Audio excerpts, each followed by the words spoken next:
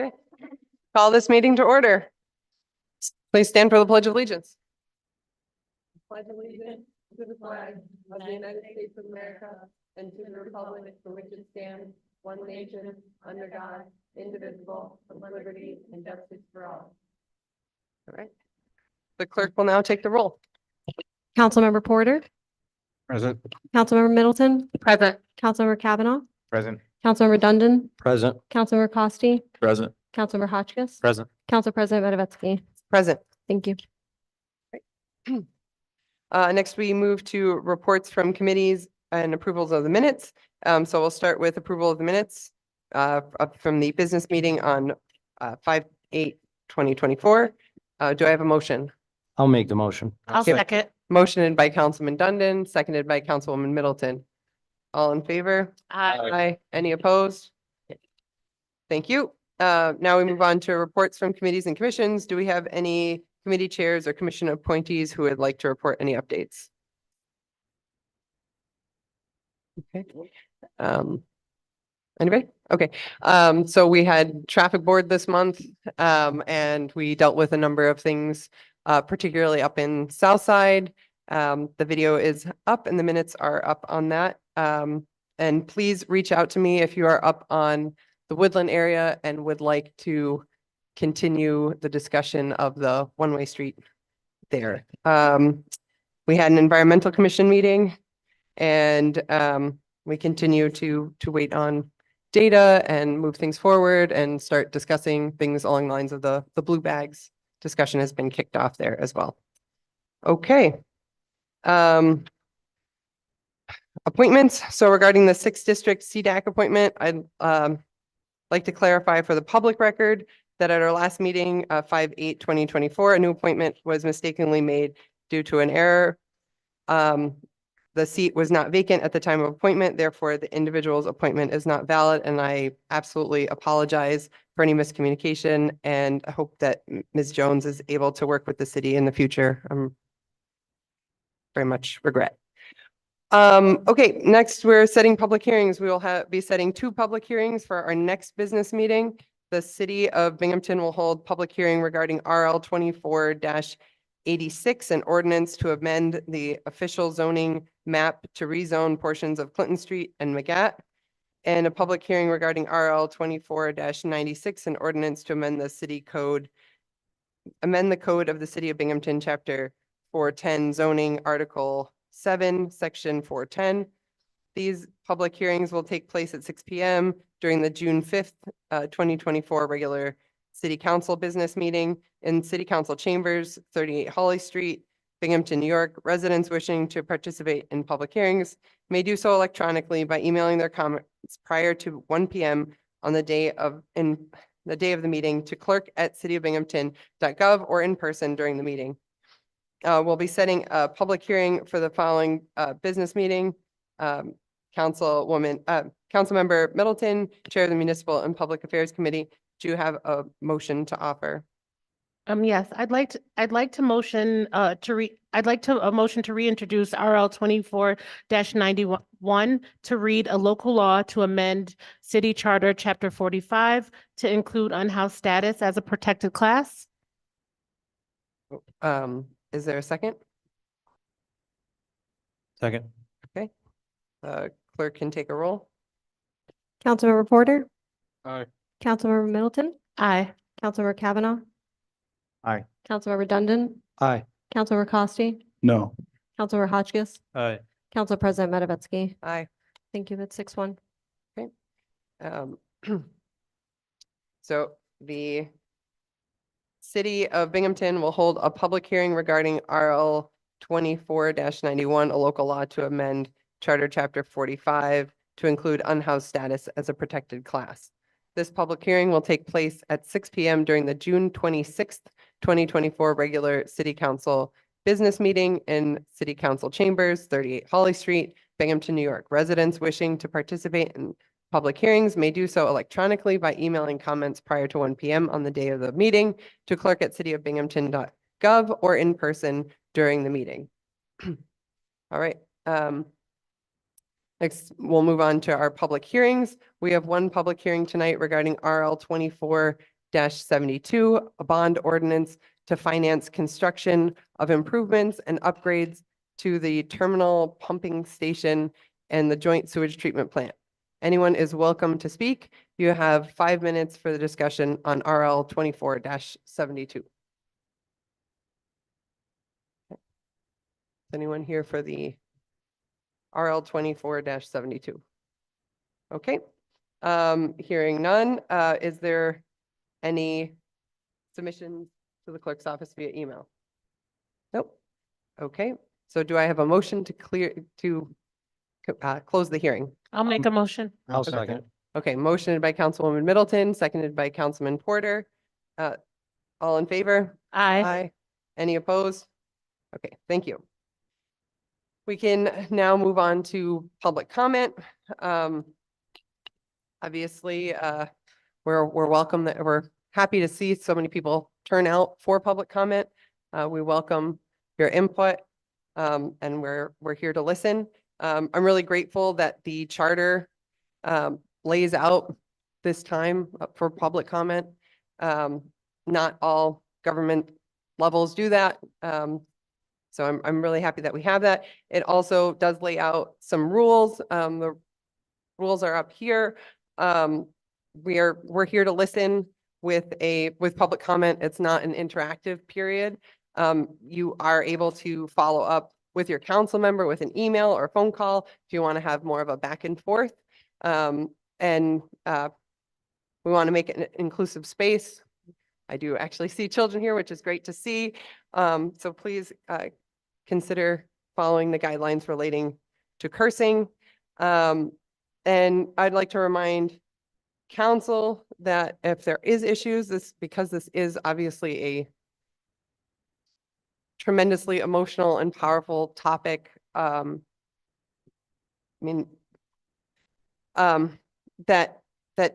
if things do get out of hand, any council member is able to call for a point of order or make a motion to take a break to have a recess. So I'm reminding all council members of that. We have no intention of, shutting down comment or anything like that. But if we need to have breaks, those may need to happen. But we are grateful for you to all be here. And with that, please start coming forward and you can line up in the chairs. There's 3 chairs behind so that we can keep things moving at a nice clip. Thank you. Welcome. Make sure the green light's on. Yes, all right. Everyone else, not everyone else, I'm not going to speak for everyone else, but I'm sure a lot of people are going to be here tonight. Oh, sorry. Kenny Brown, City of Binghamton resident. A lot of people are going to be here tonight talking about the incident back in January of 2023. I do stand with them and what they believe that Officer Kaczynski should be held accountable because a bad cop, a good cop, any cop, it doesn't matter if you break the rules, you should be held accountable just like in any job, any position. If anyone breaks the rules in a restaurant, someone spits in the food, the fellow employees hold them accountable because they don't want it to go on them. Same thing with this. Even if you agree with the use of force, it was still a broken rule. And if you support the rule of law, then you have to support accountability. But I am going to talk on something that was brought to my attention this morning. So apparently about a week ago, 2 nights in a row, there were attacks on the homeless individuals that have been camping out outside of the Greater Binghamton Transportation Center by apparent youth. It was apparently a repeat incident 2 nights in a row. On the second night, a citizen went down and brought out his camera and started recording and asking questions. And down there at the time in the video, there was 1 Broome County security officer and 1 BPD officer. The Broome County security officer, I don't know his name, but I do know the BPD officer's name is Officer Seamus Clark. But the issue is that this individual asked the security officer, well, he tried to ask him a question. He tried to ask, so what are we going to do because these people keep getting attacked? Before he could finish his sentence, the officer said, oh, well, if they're getting attacked down here, why are they sleeping down here? That's textbook victim blaming and absurd in itself, because if someone's sleeping in a park, taking a nap on their day off, and they get attacked in a public space, it's the same. Do they get asked if they should be sleeping down there, if they should be hanging out? It's a public space. There's an understanding for, supposedly an understanding for public safety and for people to be in a free society, able to do as they please without worrying about someone coming in and knocking their skull in. And the issue escalated when the citizen then started to say, all right, well, that he started to fight back. And then before he could get that sentence out, all on camera, I posted it on Facebook. I sent it to a few of you. You can see it at the Hunger Resistance page. The security officer reached out and hit the cameraman. Now, we're not sure if he hit him in the face or the arm. I'm going to try to foil for body cam footage to see what happened. I'm sure this body cam footage will magically disappear, but I'm still going to try. And another issue that happened after that, not just the physical violence, the blatant physical violence by a security officer, not even a sheriff, someone that's probably why he couldn't even make it into the sheriff's office on their very bare, thin standards for sensibility. But after that happened, the citizen recording said, I'd like to press charges. He directed this towards the other officer on the scene, which was Binghamton police officer Seamus Clark. And all he said was, oh, it wasn't assault. And then he went on to define assault, the legal definition of assault, which even if it doesn't fall under the legal definition of assault, it's pretty telling to see that if he were to do the same thing to the officer, he would be considered assaulting an officer, because we have different standards for, different classes of people in this country. But the issue then came to be that he wanted to press charges, but Officer Clark said, oh, you have to go talk to the Broome County Sheriff or Broome County Security Officer and file a complaint with them. I can't do anything. He's a BPD officer. It was his jurisdiction. The security officer isn't even law enforcement. He's a borderline mall cop. And this officer didn't want to do anything. He even snickered to himself. He laughed. And it's all on camera. You can all see it. There's no hearsay. There's no maybe. It's all there. It's all there. And there's been silence so far. This video has been apparently out there for 5 or 6 days. I only just saw it this morning, and it's been being shared, and no attention to it, because it's clear that the county doesn't care about the homeless people. They want them gone because they don't want to deal with the problems that they themselves have helped created. And they also apparently don't consider them human. That's why they want them to eat out of the trash, on another topic I talked about before. But in regards to Binghamton, that BPD officer should be held accountable also, because he stood idly by while a citizen was assaulted by another citizen. Oh, I'm sorry. He was harassed by the legal definition, but we all know it was assault. And I will be I'm hoping that something comes of this, that it doesn't just get brushed under the rug like it does around here, because WBNG, Fox, all that likes to either not cover it, or the story gets washed away by propaganda and bootlicking and all that wonderful stuff. But I don't know. I think it's about time something gets done, especially in a flagrant situation like this. It wasn't questionable. There's no ifs, what, maybe. It is all on camera. And I know you all don't have the legal ability to hold the Binghamton police accountable, but hopefully you can use your power in some way to bring attention to this and change this, and make sure that the people going on vacations and living high off the hog off of our tax dollars actually does their job and does it correctly, because it's getting a little old. It's just a little bit. You. Next. Welcome. Hi, I'm Dara Silverstein. I'm a resident of the south side of Binghamton. So it's no secret to this community that the City of Binghamton Police Force has had problems for many years. In fact, in 2015, the council members at that time considered a law, the Police Modernization Act. Several of us had worked on the law. And it failed to pass. And I think it's time to revisit that law in which we start to put demands on our police force to be trained in ways that they can break through the toxicity that has permeated our police force at this time. Another recommendation I'd like to make is the immediate revision of the Human Rights Commission law, which initially had appointments from council members and the mayor, but was changed under Rich David to keep all the voting appointments by the mayor and to have 2 non-voting members appointed by council. Those are 2 very obvious and very immediate things that can be done. I can provide council with the histories of those documents. I can provide actually some of the research available on those on the legislation. And by the way, I was also one of the founding members of that Human Rights Commission, so I can talk about some of that history as well. I think that there's also a problem, and it's kind of like the elephant in the room, that I understand there's a little bit of restrictions in terms of how to respond.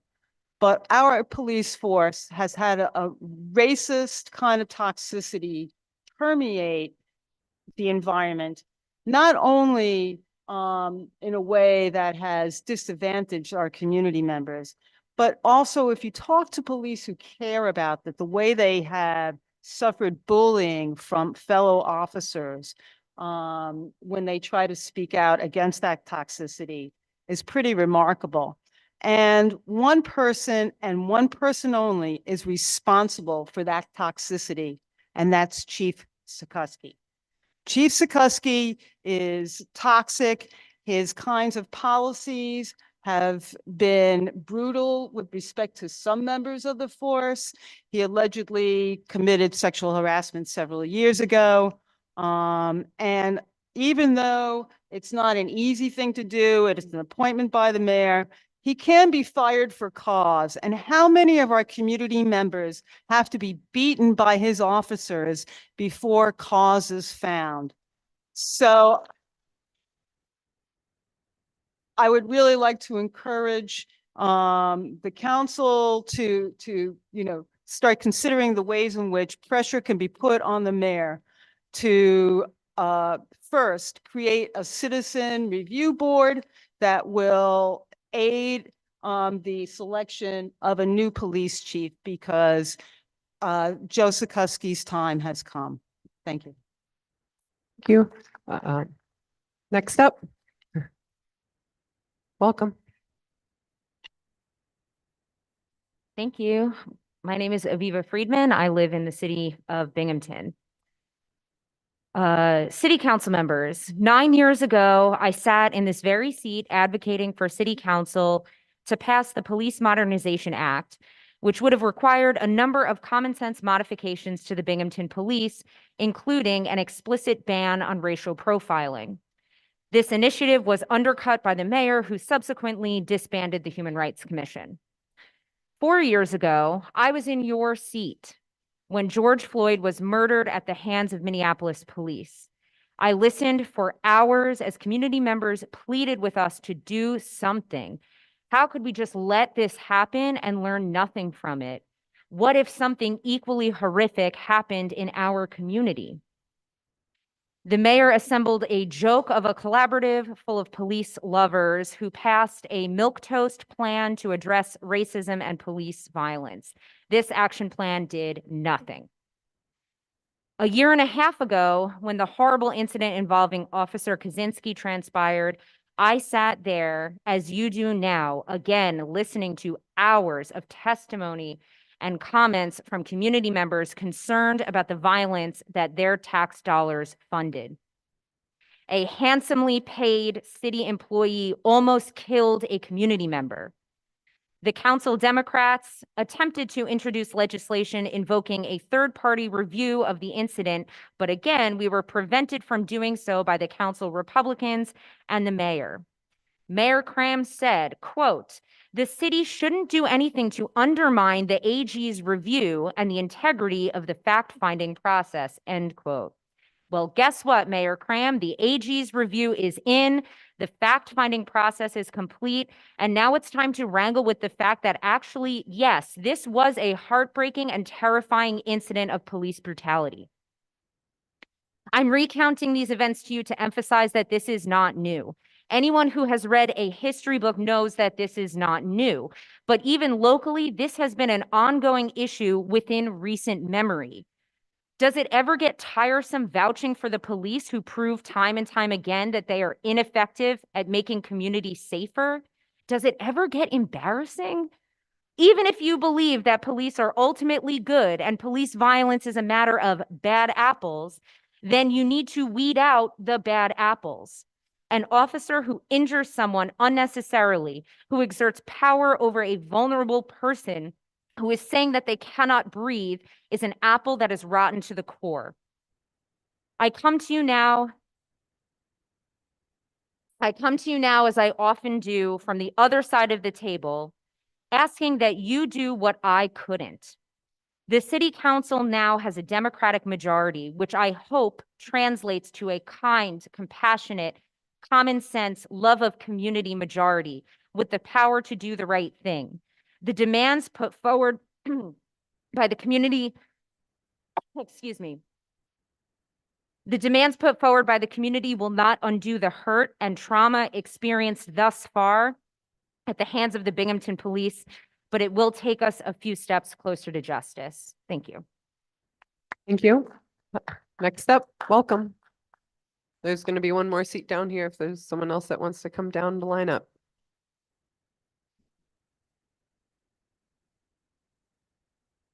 Hello, members of City Council. This is not my first time speaking in front of City Council, but this is my first time speaking since City Council has been flipped. I approach this podium with a mix of apprehension and resolve. However, I am reassured by the belief that my words will not be dismissed, but rather heard and acted upon with the gravity they deserve. The reason for my presence today is unfortunately not surprising. It concerns the reprehensible actions of one of your officers, Brad Kaczynski, who on January 1st, 2023, applied an illegal chokehold by kneeling on the back of Amiel Waddell's neck. This incident is not an isolated one. In 2011, Kaczynski was implicated in another brutality case where he and 4 other officers assaulted a man named Carlos Vasquez. He was stripped of his pants and then struck, punched, kicked, and beaten by several Binghamton police officers, including Officer Kaczynski, for several minutes, according to court documents. Today, we're not here to debate the justification of Kaczynski's actions, as the Attorney General's investigation unequivocally deemed them unjustified. We stand unified in our demand for Kaczynski's termination, a recommendation echoed by the Attorney General's office. However, the issue of Kaczynski is just the tip of the iceberg when it comes to corruption within your police department. Consider the lackluster internal affairs investigation conducted by Captain Sutcliffe, who failed to even review crucial evidence before interviewing Kaczynski, or the directive from the Sergeant Keller to cease the assault, not out of concern for the young man's life, but for the sake of optics. Furthermore, let's not ignore the multiple sexual harassment complaints against the police chief, Joseph Zukuski, by female officers, conveniently resolved without public disclosure. Nor should we overlook cases like Quinones and Hamlet, former police officers who sued the city for racial discrimination, shedding light on deeper issues within your department. The city's failure to issue an apology or take any form of accountability is deeply concerning. Mayor Cram's unwavering support of Kaczynski, in contradiction to the Attorney General's investigation, reflects a broader issue of accountability within your leadership. Therefore, I advocate for an external investigation of your entire police department, starting from the top. Our community deserves transparency, accountability, and justice. Let's not turn a blind eye to the corruption within your ranks. Thank you for your attention. Can you please share your name and whether you live or work in the city of Binghamton? My name is Passion. I live in Binghamton. Thank you. All right, next up, welcome.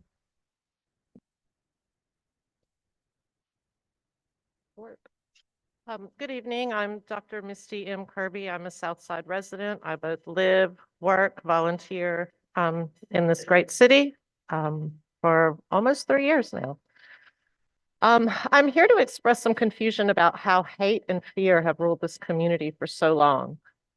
There's some simple lessons of accountability that this city as a whole refuses to enforce that I've noticed over the past few years. And I'm trying to figure out where it ends because it's in the public school system. It's in the police department. It's in pretty much every office that I've had interaction with in this building. It's in the real estate system to where I was always brought to neighborhoods that I didn't want to live in, but was warned that my street, my neighborhood is multicultural, which was where I'd been asking to be taken. So I'd like to see this momentum that flipped the city council here to continue because we have got to stop complaining about the same things. I cannot imagine having to be up here for 30 years saying the same thing and having the same issues. But I do have an honest question because at the beginning of the year when this officer decided to use an illegal chokehold, that officer also used to work for the Binghamton City School District, and he was moved to scheduling after this. And I am unable to determine if he still works. And I know this is not a Q&A, and that was not my intention, but to put that out there, hopefully I can get an answer. Tonight, I actually came to talk about the verb in and how it is used in one of our resolutions tonight, R24-39. Is a resolution to accept funding from the Attorney's Office for the installation of cameras to enhance public safety. And I'm old enough to remember the old CSI and enhance and getting closer, enhance, getting closer. How do you define enhance? I'd like that term operationalized. Have the many cameras around the city been used to determine the owners of that off-road vehicle that so much of this council's time has been taken up with? Do cameras make us safer? It's really unnerving to me as someone who's lived on 3 continents and very much have spent, the bulk of my life here in the States. How many cameras are around, especially not on the nice parts of the web?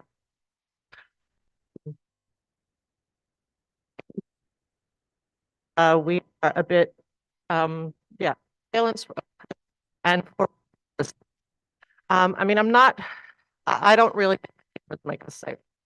Again, the number of areas. Okay, that's okay. Thought it was. Thank you. So the number of, so do cameras make us safer? It's really unnerving how many cameras we have. The number of cameras on the north side and some of the less affluent areas, especially in communities of color, it's George Orwell's 1984 all over again. But who's watching and why are you watching us? I'm not really surprised, and I'm not saying that I haven't lived under surveillance for a good part of my life. When I was getting my PhD at William and Mary, I lived in one of the highest concentrations at the time of domestic surveillance because of a few places you may have heard of, Langley Air Force Base. We had 2 other Army bases. We had the Naval Weapons Station. So I'm used to seeing cameras all around. I'm used to that. But this is Binghamton. And I'm not sure what the cameras are doing and what purpose they're serving. Crime is increasing. It's poverty. Not enough cameras is not the problem, right? So I get it as a scholar. I love grant money, but we should be looking at things that will actually help our community. $66,000 could do something. Something like supporting RL 2455 that the Southern Door CLT, Southern Door Land Trust, or RL 2463. You have to 1 minute support left. EAR developers. These are projects that can actually make a monumental impact that don't require a lot of money. Which, I'm not sure what happened to that missing ARPA money, but my point is that we need to invest in our community and we need to be really intentional about the money that we're taking, especially from a district attorney's office. Thank you. Thank you. Next. Welcome. Hello, my name's Kahara Griffin. I just want to say Firdaus. Are you paying attention? That's my son, Firdaus. I allowed him to come with me because he's a child who's witnessed firsthand police brutality. And I want him along with all the other children who are growing up in Binghamton. All of the elders, the Black community, the white community, straight, gay, every single person who resides in Binghamton, who's a taxpayer, all of the people who even worked when Binghamton was booming, who only know what's going on based off of the news. I will personally make sure that they're aware of what's going on so that they can understand what their tax dollars are going to. I want my children and my son Firdaus, are you listening? That the bad guy is not always the person who gets arrested. They need to see that the bad guy, whether he's a police officer or not, there's consequences. I raised my son with integrity, to be honest, a good person.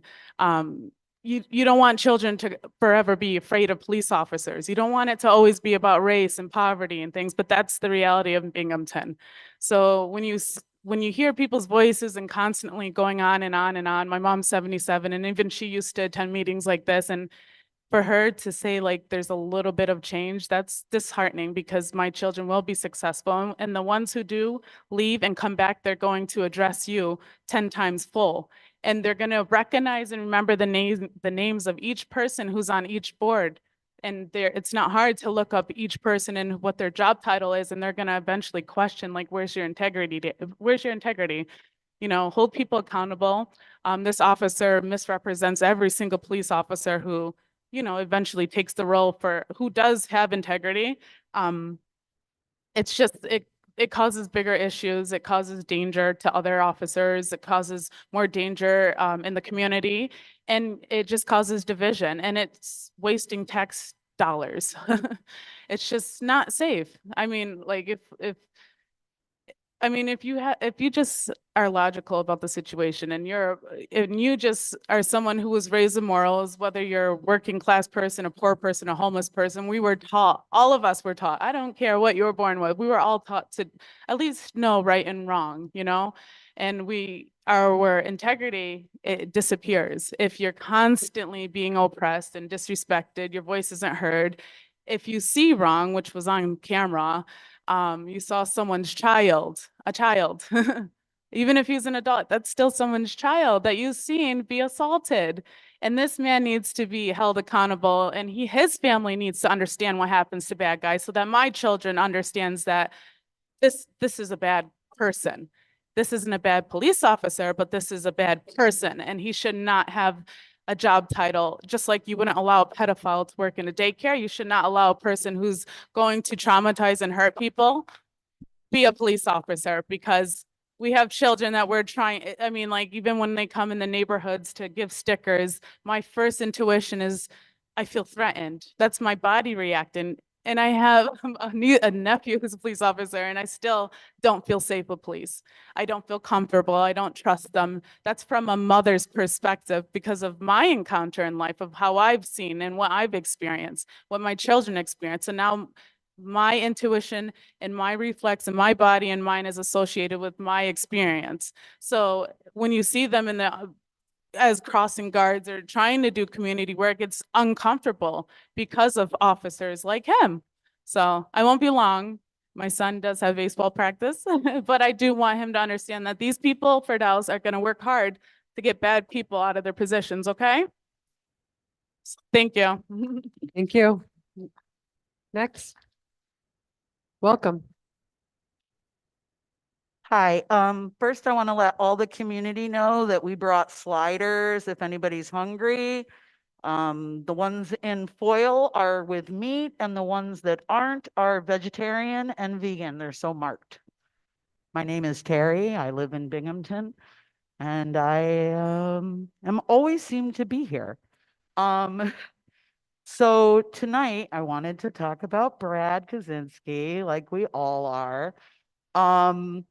You all have a great opportunity in front of you.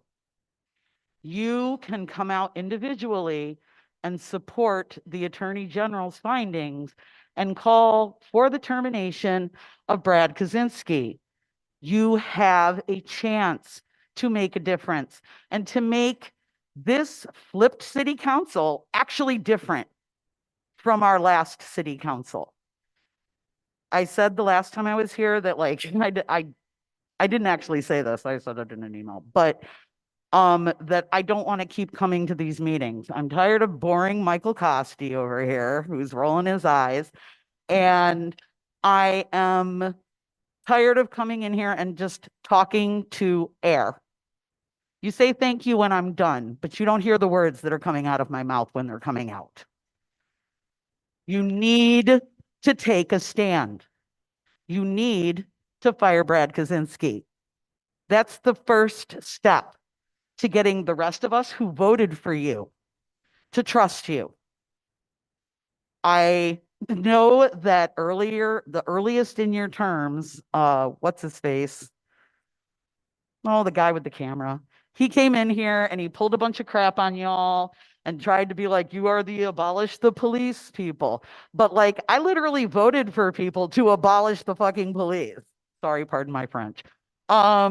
Because that money that we keep spending on all of these officers and these cameras and these drones and these cars and these lawsuits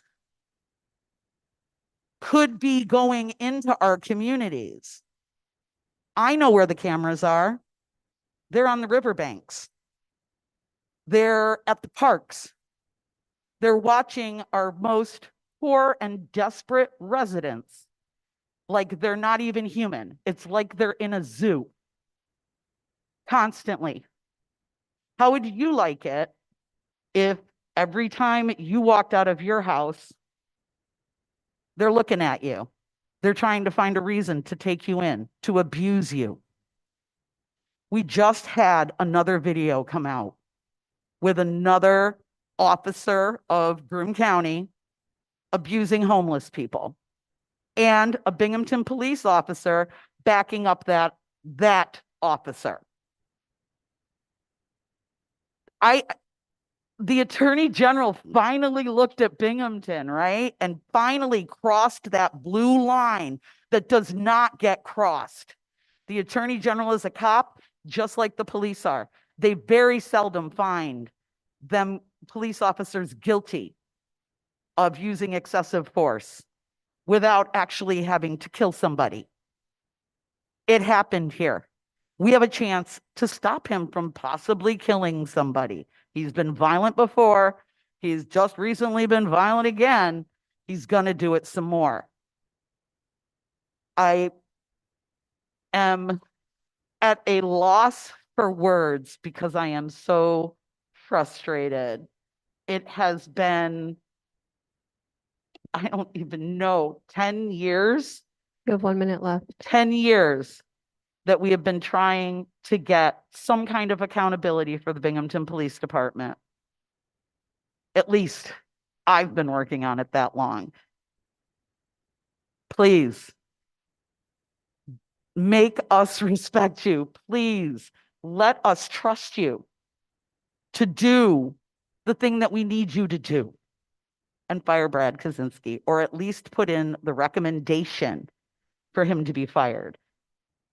I would like a vote on like individuals and not as a body to do this, because I want to know which one of you says don't do it. That's it. Thank you. Thank you. Next, welcome.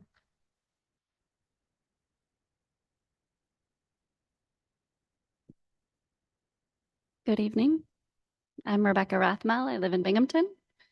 On Southside East. So just over 3 years ago, I sat here and urged this body, different members, but this same body, to reject the Binghamton Police Reform and Reinvention Plan.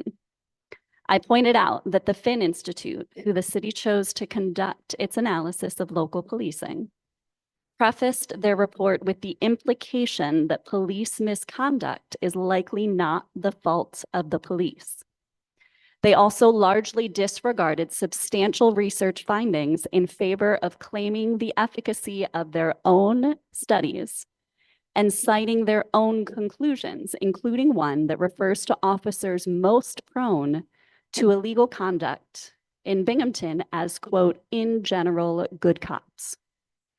The Finn Institute also disregarded the recommendations gathered via input from Binghamton residents, most notably requests for alternatives to police involvement or diversion programs for mental health, substance use, and other nonviolent calls in favor of, quote, police-led interventions based on the unique competence of police to wield coercive authority, going so far as to propose that the application of that coercive authority is disproportionately necessary in neighborhoods of color.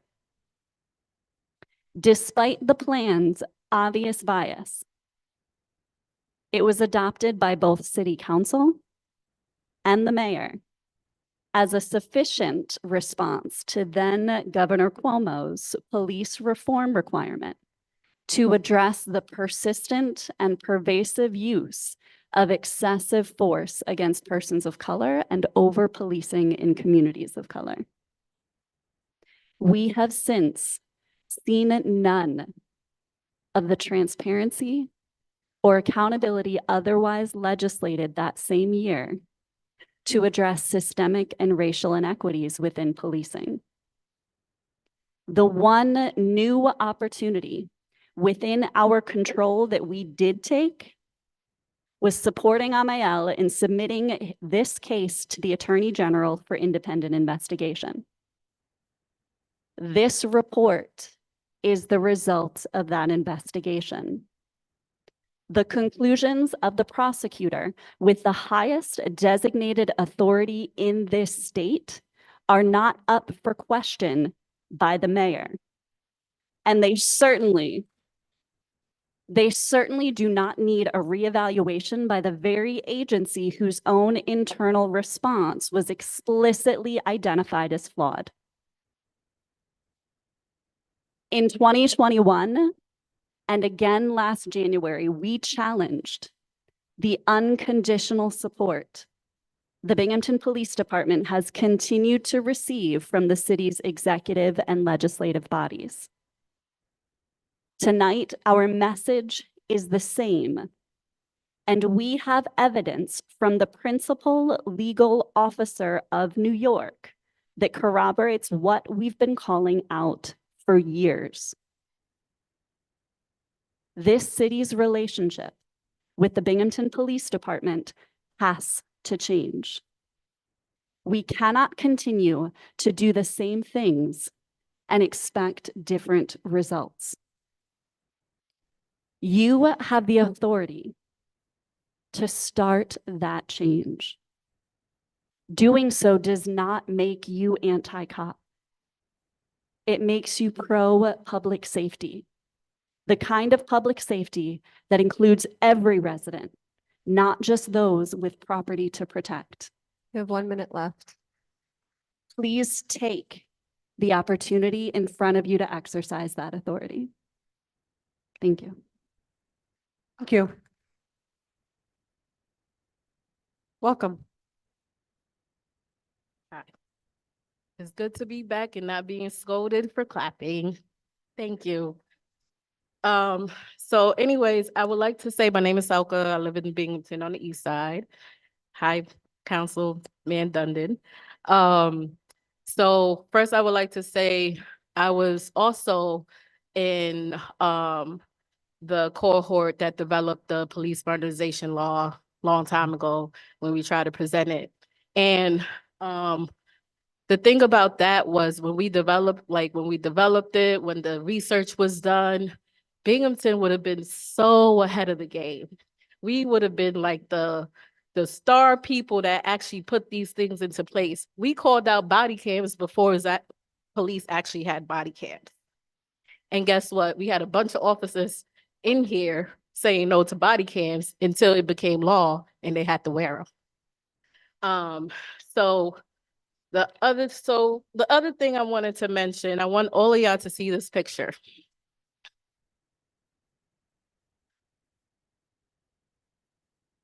This picture looks just like what happened to George Floyd. Except Hamiel didn't die. Thank God. When I first heard about this situation, I was furious. I cried. I didn't go to sleep because for almost 2 years, we were marching in the streets. We were pulling community members. I think we were probably the only people that were able to host a workshop at Red Park with 300 people, imagining what it would look like if we had, less policing, and if we used that money, how our communities would be. And these were people that didn't even engage in politics, that we got into the park to talk about these ideas. So after all of that, and after rallying, after sitting down with people, when I had hope to actually like sit down at the table, talk about a plan, train police and everything, nobody wasn't really listening or even cared. And then fast forward to 2023, January 1st, we have a mirror incident of George Floyd. My son is 15 years old. And it's funny, I remember when I started organizing, he was really little. He was like 4 or 5. He was a cute little boy. And I always used to say, I'm doing this work because once my son turned about 13, he's not going to look like the cute little boy. People are going to label him like he's an adult. Jamel is 15 years old. He's almost 6 foot tall. People think he's older than what he is, but he's a baby. He's 15 years old. He loves to skateboard. He likes anime. He likes games. And he walks around Binghamton sometimes by himself after school or with friends. I would hate for him to have to encounter a situation with a cop where this position is being on my son's neck. Is not going to be a good time for Binghamton if that would happen to my son. So before that happens, we need to put things in place that it doesn't ever happen to somebody again. Today, I'll pass these out. We did a press conference and we was here, like I said, 2023, rallying, protesting, and everything else. And if we didn't do that, there wouldn't have been no attention to this. I know of a person that the same officer abused and broke his arm and nothing ever happened. And people were just acting like, nobody should be held accountable. And it's unfortunate because when that happened to him at that time, I was probably just a teenager who wasn't even organizing yet. But if I was, I would have made noise about that too. So Mayor Jared Cram claims that the AG report is inaccurate after community members rallied outside City Hall on January 10th of last year to demand Kaczynski's dismissal. You have 1 minute left. Okay, Cram denounced them as extremists who calls for police accountability were without merit or public support. Deputy Mayor Megan was equally dismissive about the 2023 incident as well as about similar incidents from 2011 in which Kaczynski was again accused of using excessive force against somebody already in handcuffs. Our demands, of course, is to fire Brad Kaczynski. We demand that charges against Hamiel in connection with the January 2023 incidents be dismissed immediately and that his family be financially compensated for their pain and suffering. We also demand disciplinary action against the members of the BPD whose misconduct is documented in the AG report, including the captain responsible for the fraudulent internal investigation and officers Delanoy, Zorovic, DeFulio, and Smith for their unconstitutional failure to intervene. Thank you. Thank you. Welcome.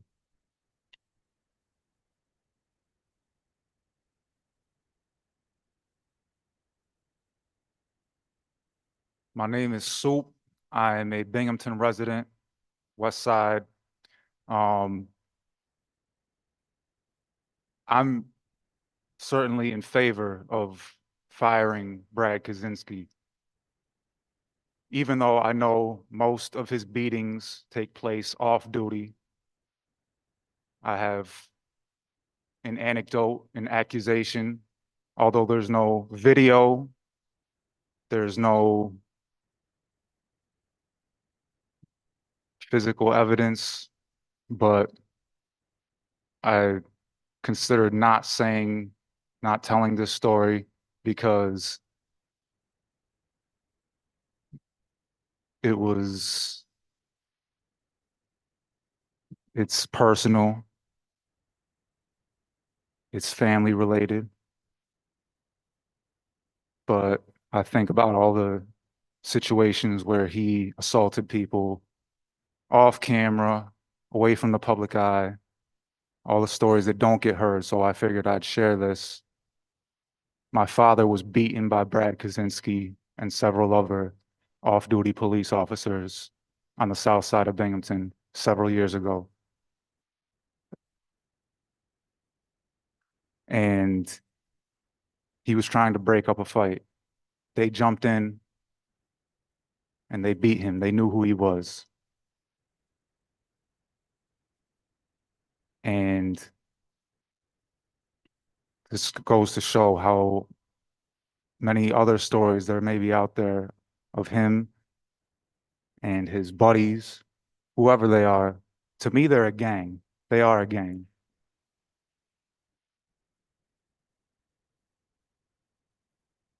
How would you feel if your father was beaten by Brad Kaczynski and several off-duty police officers? Any police officers beating your father?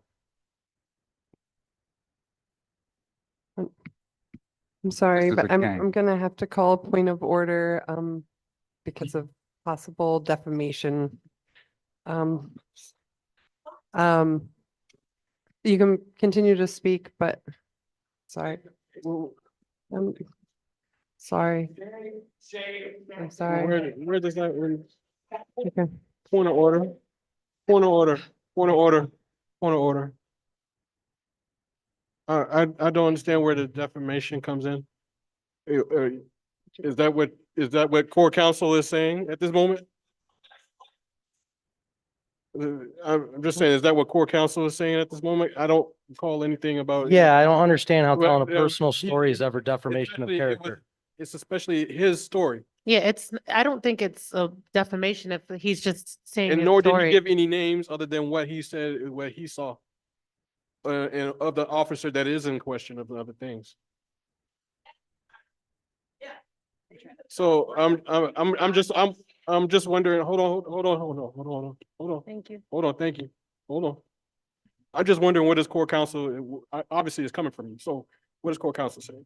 No, so council president asked me about public comment rules, and there is a rule where you cannot make personal affronts. So it's in the rules of public comment that are posted right there. I don't So understand. who did he, yeah, what a personal front did he was just asking a more of a rhetorical question. And wasn't for them to answer. He just happened to look that way. So it wasn't for them to answer. It was mostly. Yeah, I didn't take any offense Yeah, I to didn't- defamation for him looking in my direction at Yeah. that moment. It was mostly of a testimony, and it was of a question that was rhetorical. So I don't understand that, and I just find that quite Yeah, I'm quite kind abhorrent of and, lost on this quite too. rude. So that is uncalled for. I think he left. Corporation Counsel says it's up to me, so I guess he can come back up and Well, I don't think continue. he's coming I back don't up think now. But I don't think that, but I just want to put on the record that that was uncalled for in that aspect, and especially because that context was nowhere in no shape or form of defamation or of an affront to anything else.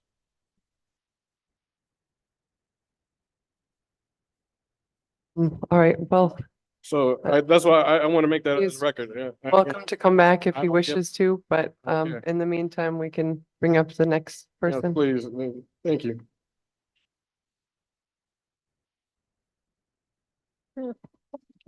Hi, I'm Mary Clark. I live on the west side.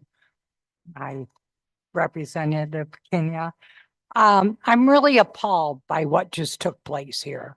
And this is the constant thing that happens that causes us to have police officers who slam someone's face into the ground and kneel on their neck and have no accountability for that.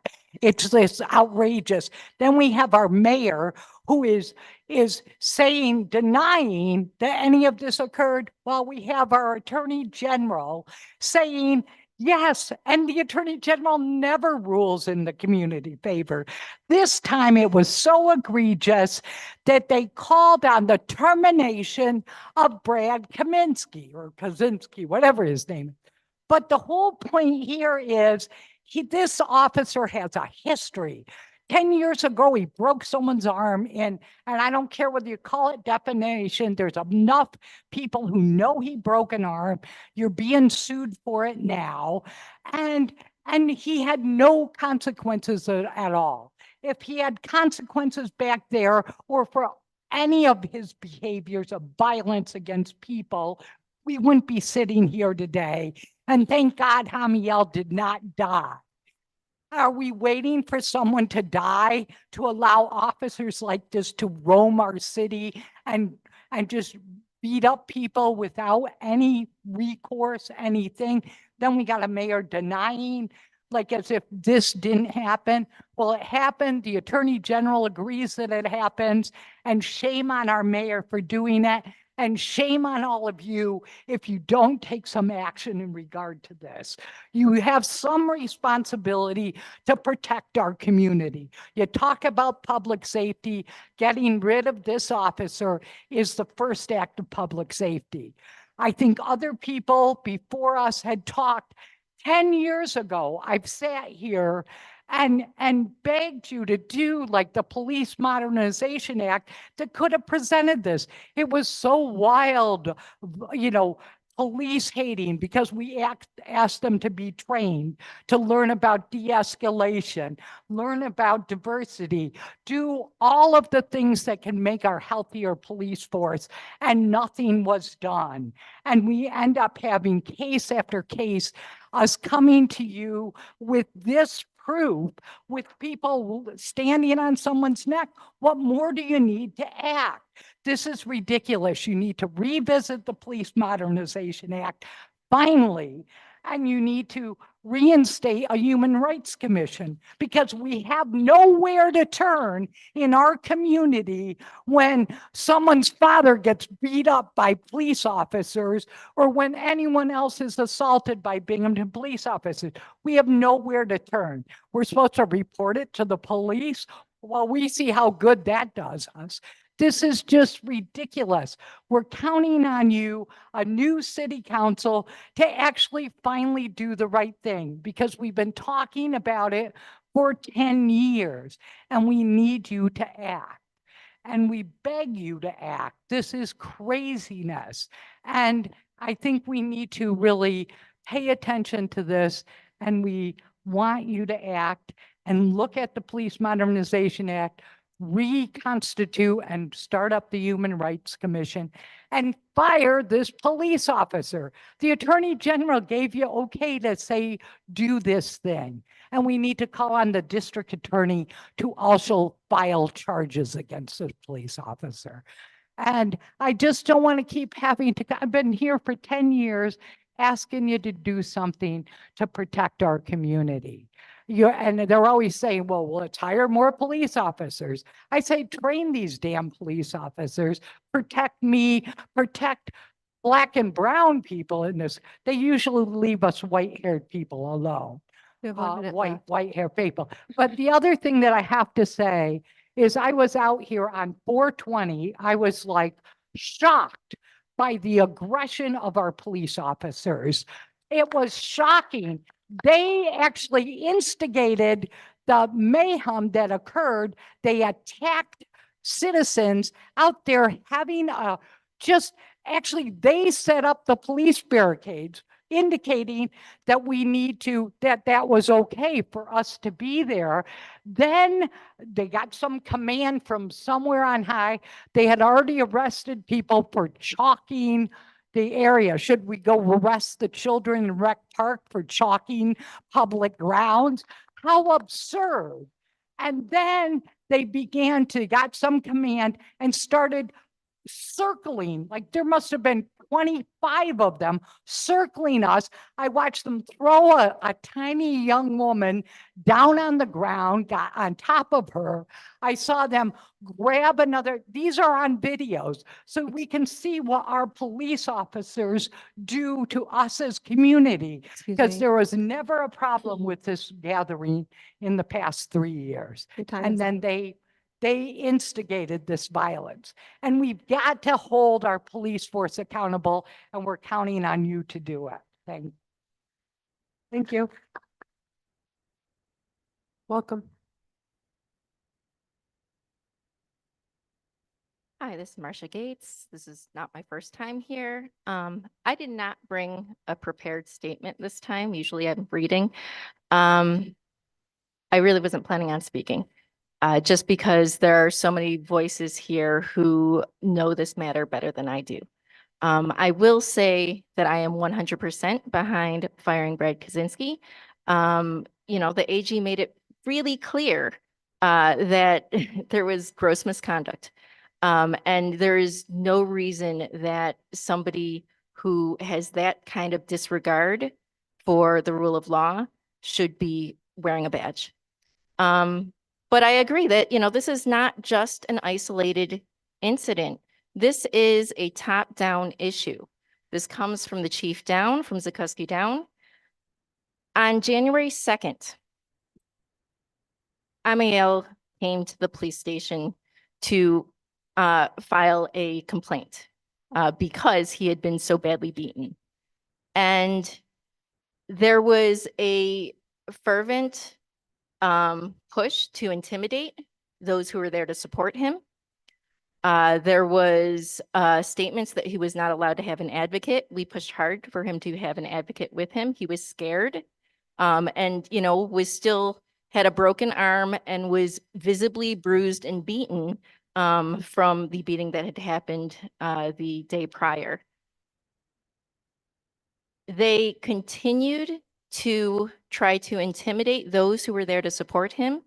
Myself and 7 others chose to stay in the building under threat of arrest, constant threat of arrest for 4 hours, over and over and over again, because they didn't want him to have that support. And they continued to tell us, oh no, you know, he's fine. There's 2 officers in there. Well, I don't know how they thought that would be a calming effect when he had just been beaten up by officers. It's the very same thing as telling a girl who's been raped by a frat brother that she's okay because, you know, the frat bros got him. Like, it's ridiculous that they would think that that was okay. And it was constant. They shuttled him off into another room, and when they could see that he was looking out at us, they shut the door. So we made noise. So he knew that we were still there. We were still there. We were there for him.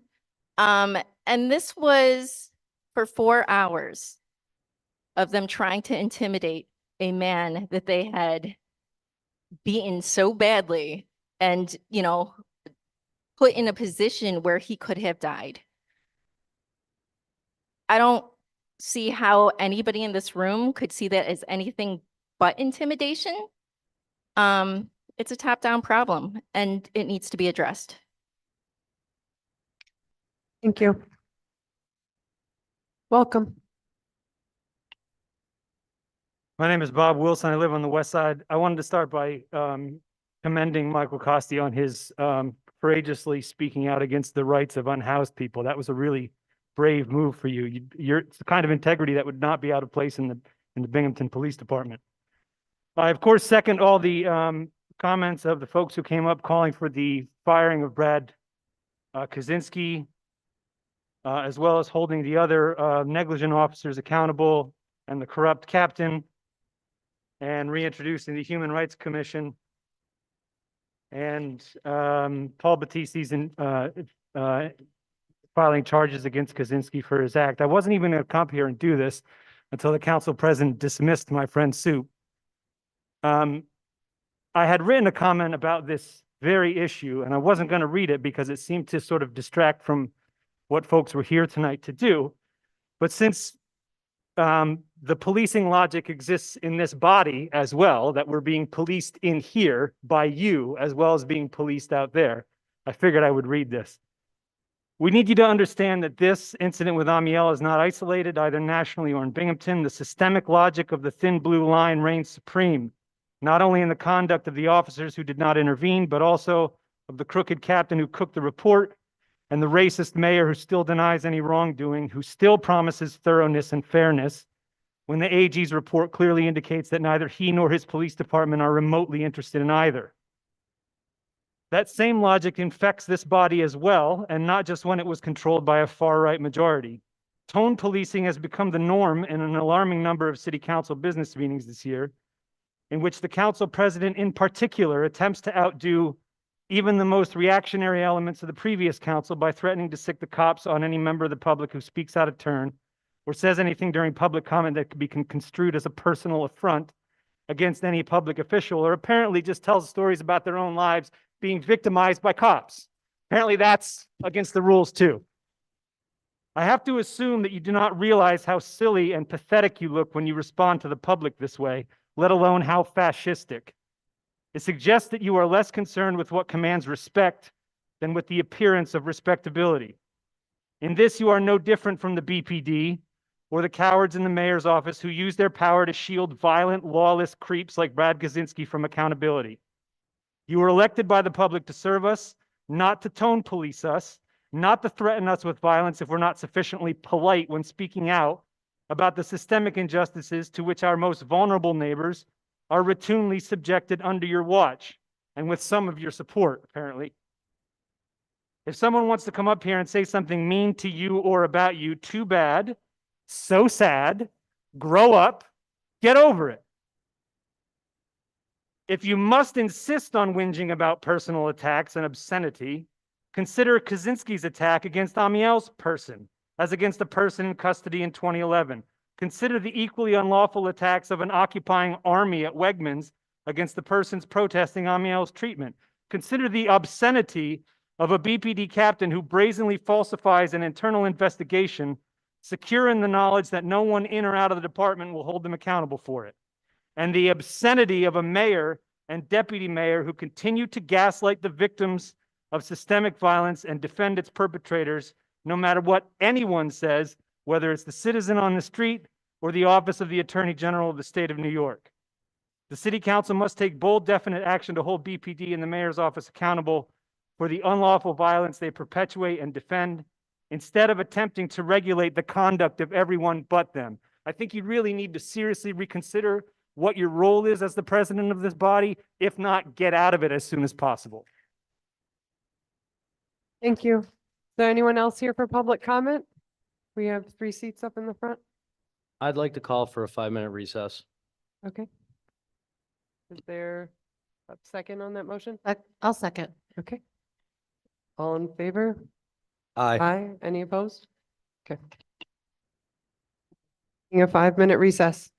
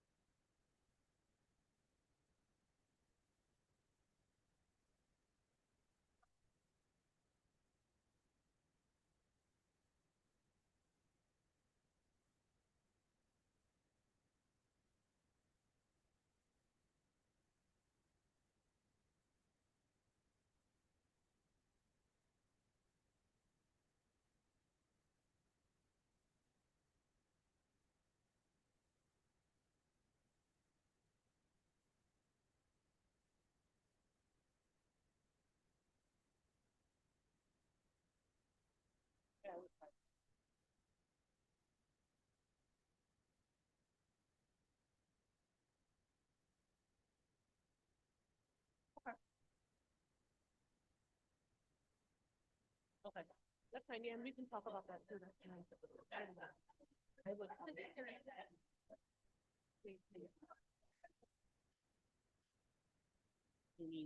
Trying to explain because people are nervous. We're talking about the unhoused. Yeah. I'm gonna write. So what we were talking about are that we're gonna write another outline. for you guys. And then-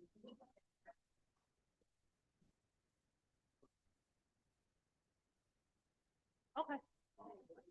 Yeah. Yeah. We'll come back to the next one. So 2 weeks from now. June 5th. Yeah. Yes, thank you so much for coming. Did you see the accident that was on the yard today? That was bad. Let me show you. I was dropping my daughter was sick.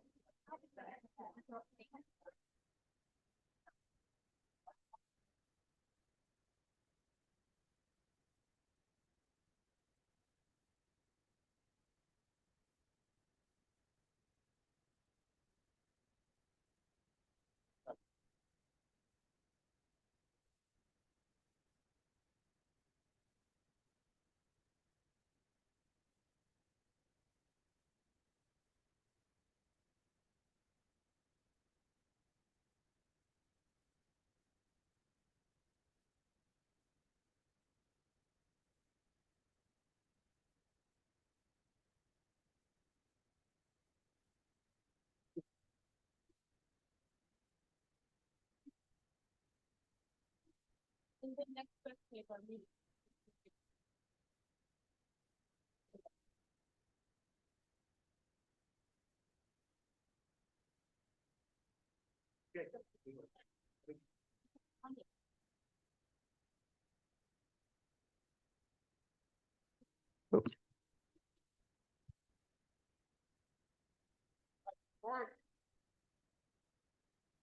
I'm looking for a motion to exit recess. I motion to exit recess. Is there a second? I'll Motion- second it. Motion by Councilman Porter, second by Councilwoman Middleton. All in favor? Aye. Aye. Any opposed? All right, we are back in session. I'm gonna open up in case anyone would like to come down and speak. One last opening for people to speak. Otherwise, I will pass things over to the clerk to read into the record what's been submitted by email. I think somebody's coming. Is someone coming to speak? No. Oh, Okay. All right. wait. Okay, and we'll pass things over to the clerk to read into the record what's been submitted via email. From Michael Best, resident of the city of Binghamton. This comment concerns RL 2485, a resolution to accept funding from the Office of the District Attorney's Traffic Diversion Program not to exceed $66,000 for the installation of cameras to enhance public safety, presented by Megan Hyman, Deputy Mayor, and Ryan Wood from the Crime Analysis Center. You should reject any expansion of municipal surveillance cameras and technology in the city of Binghamton. These surveillance systems do not protect the well-being of the people of Binghamton, violate basic human rights, have the potential for significant harm. Municipal surveillance cameras are part of a larger system of surveillance, data collection, and behavior analysis of people's whereabouts, behavior, social connections, and more. These systems, which police and law enforcement departments have access to, include social media, health records, financial reports, and more.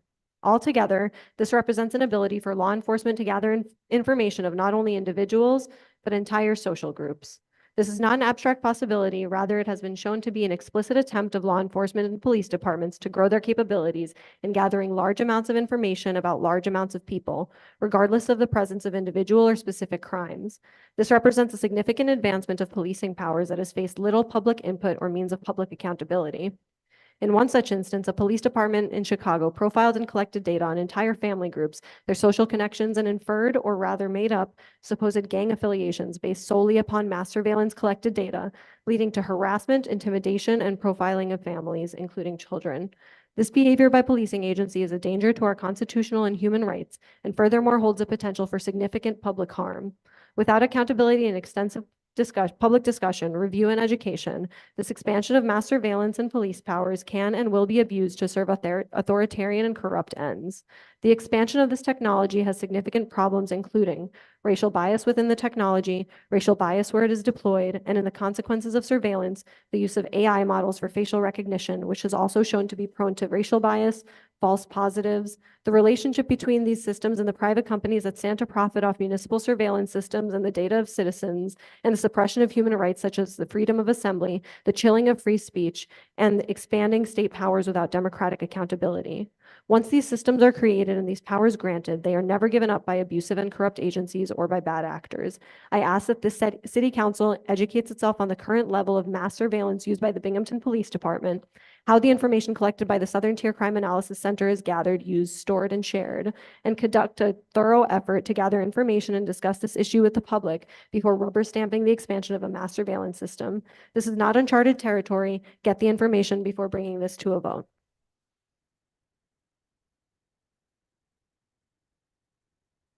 Then submitted by Alan Weissman regarding the City of Binghamton proposed hotel occupancy tax, the proposed bill pending in New York State Legislature to amend the tax law in relation to authorizing the City of Binghamton to establish hotel and motel occupancy taxes. To the honorable members of the Binghamton City Council, I am the CEO of the ownership group of the DoubleTree by Hilton Hotel at 225 Water Street. We have been in business in the city of Binghamton for over 12 years. We are proud of the fact that we took what was a dying hotel on the verge of foreclosure to becoming a very successful local business that has been a boost for the Binghamton economy. We are proud to be a part of the Binghamton community and the fact that we've been able to enhance the downtown area with our first-class branded full-service hotel. The hotel was acquired, renovated, and has been maintained through our own investment without the benefit of grants or tax breaks. Moreover, we have been paying a hotel occupancy tax to the County of Broome in the amount of 5% of the amount of every room night sold. Between our property taxes and county occupancy tax, we feel that we contribute our fair share to the city and county. Moreover, our reputation for quality and service has helped to continuously bring in group events and conventions to the area, which in turn benefits the local economy. In short, the city and our hotel have enjoyed a mutually beneficial relationship over the years. It has recently come to our attention that City Council has requested home rule legislation which would establish an occupancy tax of 5% on hotel and motel rooms operating in the city of Binghamton. This would, of course, be in addition to the hotel occupancy tax levied by the County of Broome. In total, this would amount in 10% guest tax to be paid by every guest coming to the city of Binghamton and staying at local hotels serving the area. The bill pending before the New York State Legislature touts the occupancy tax as a non-resident tax, which will lessen the burden of real property tax on residents and will assist the city in meeting its financial obligations. While such an additional tax may help to support the city's budget, there are drawbacks that will surely be felt in the future. Increased hotel occupancy fees make Binghamton City hotels less competitive in the market, thus diverting some business away from Binghamton to hotels in nearby counties, towns, cities, and villages that do not impose such a tax, or at least one that is so high. Ultimately, the local economy suffers from the lack of competitive advantage. We are reaching out to all interested parties to ask that the proposed occupancy tax be revisited in light of our comments, or in the alternative, that any such occupancy tax be reduced below the contemplated 5%. We all want to see the city of Binghamton flourish, particularly its economy. By keeping our local hotels competitive in the market, we can continue to draw such events and conventions that bring visitors to the city to frequent the stores, restaurants, and other attractions that the city has to offer. Thank you for your attention to this matter. We remain available to discuss this matter. All right. Thank you. So we can now move on to our first reading legislation. Thank you to everyone who spoke tonight. So with that, we'll move on. We have introductory ordinance 024-32 considered in finance. Councilman Kavanaugh. I'd like to move for the adoption of ordinance 024-32, bond ordinance for the terminal pumping station for the joint sewage treatment plant. There's a second? I'll second. Motioned by Councilmember Kavanaugh, seconded by Councilman Dundon. Discussion. Councilman Hotchkiss. Yeah, I support this. I think this is a really critical infrastructure and it's going to help out our the folks that work at the sewage treatment plant. It's gonna be a really big, the money that's being borrowed is gonna be help. It's gonna help a lot and it's gonna prevent people from being in a hazardous environment and doing unnecessary labor. Thank you. And Councilman Porter. to my understanding, we are getting this money back or at least some kind of reimbursement back in November. Am I correct? Councilman Kavanaugh. So the money that the money that this bond is the money we're bonding for ends up being basically a 0% loan from through a state program. And so that allows us to retire some other debt that's actually we're paying interest on. So it is reducing our overall debt burden because we're swapping some debt that costs interest for some that's not. And then of course we do get the advantage of we have this new screening the new screening system in place. Yes, which we've discussed at length before. The greats and screens. Okay. Any further discussion? Okay, the clerk can call a roll. Councilmember Porter, Aye. Councilmember Middleton, Aye. Councilmember Kavanaugh, Aye. Councilmember Dundon, Aye. Councilmember Costi, Aye. Councilmember Hotchkiss, Aye. Council President Matavetsky. Aye. Thank you. That's 7-0. The ordinance passes. Next, we have introductory ordinance 024-33, considering rules and procedures, special studies. Councilman Hotchkiss. Thank you. So this was supposed to go to committee and it never went to committee. And it's my fault and I can own that.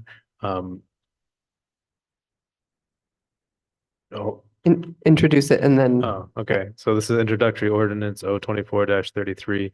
An ordinance to amend charter section 26-9 to clarify legislative sign out process. Second? I'll second. Okay. Motioned by Councilman Hotchkiss, seconded by Councilwoman Middleton. Discussion. So, yeah, it was supposed to go to committee. Councilman Kavanaugh, do you have any comment? Yes, I'm against this in its current form because it could give, and if there's a hostile environment between factions of council, it could give too much wiggle room in agenda setting to the president potentially because you're creating a situation where a time sensitive thing could get delayed an extra whole meeting cycle and there's no way to do it. The current process would be, of course, to just remove your name from a piece of legislation so it doesn't end up on an agenda we don't want it on. This being case in point. Right. So, but I don't know. So, I'm against it in its current form for the reason I just said. I don't know if anyone else has feelings like I do or not. I'm okay with the reasoning behind the legislation, which is to when things get signed out at awkward times between meetings and posting agendas and things. So there's sound reasoning behind it. I just don't like the form that it's taken here. I think there's another elegant solution. So I am against it. Any further discussion? Was this held Councilman over? Hotchkiss. Was this held over already? Okay, so it can't be held over again? No.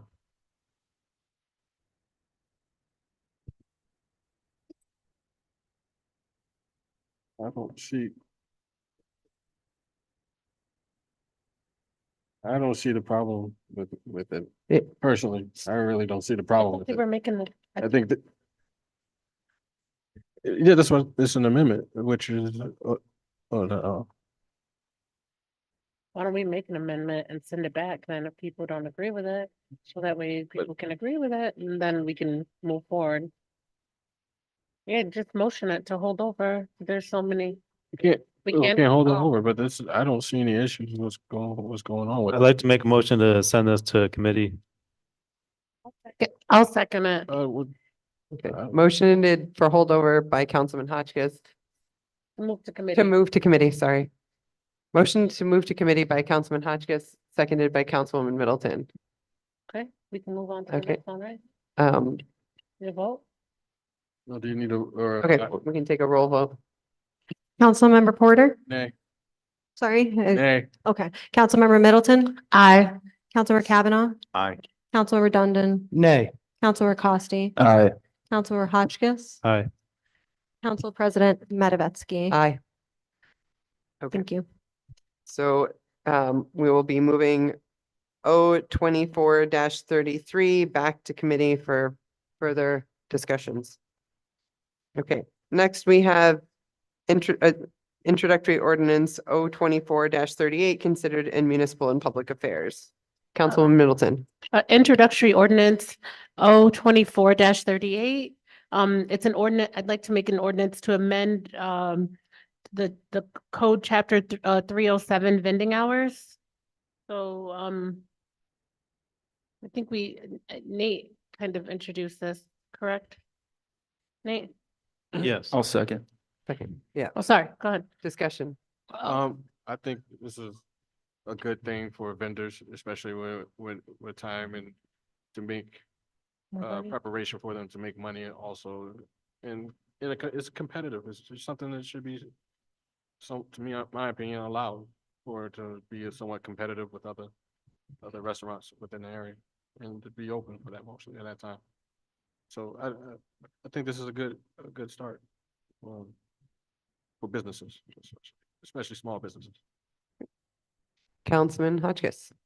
So just for an overview, this is expanding the hours of operation for food carts in the downtown area. There's currently only 6 locations where food carts are permitted to operate in downtown, and they currently only operate from 9 a.m. to 9 p.m. And there's where there was a vendor that wanted to do late nights and also brought up that like early morning vending is not viable with the current permits. So this would allow for food carts being viable for those hours. I think this is an opportunity to grow the culinary scene in Binghamton. I have gotten a little bit of pushback from folks that either own businesses that cater to the late night crowd, or they rent to people that own businesses that fear that if there's food carts, then they won't get the appropriate amount of income to continue to pay rent. But I still support this, and I actually want to offer an amendment because I think the hours we discussed this, that the late night hours are actually until 3 a.m. would be more appropriate. So if there's no other discussion, I'd like to make an amendment. Are your motion and amendment? Yeah. I'll second it. Wait, Hang on. I'll let me. Yes, state the amendment you wish. All right. Make a motion to amend the current ordinance, O 24-38. Like to make, okay, excuse me. I'd like to introduce an amendment O 24-38, an ordinance to amend code chapter 307, excuse me, vending hours, section 1. I'd like to add in between the hours of 6 a.m. and 3 a.m. the following day on Fridays and Saturdays. So I second. Discussion?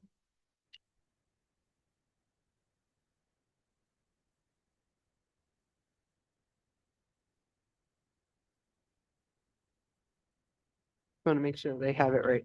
So it's vending shall be permitted only between the hours of 6 a.m. and 3 a.m. And, okay. Can you, I don't think that was, he did. Okay, so six, because we're going from one day to the next, it's so from 6 a.m. until on Thursday until 3 a.m. on Friday. No? Yeah, it would be No, 3 a.m. no, You'd be 6 a.m. Friday to 3 a.m. Saturday, and then 6 a.m. Saturday to 3 a.m. Sunday. so it's just Friday and Saturdays are your late nights is what I, From 6 a.m. to 3 a.m. 6 Yeah. a.m. and 3 a.m. the following day on Fridays and Saturdays. Is that, Yeah, I think that's what you said originally, and I didn't process it the first time you said it. gotcha.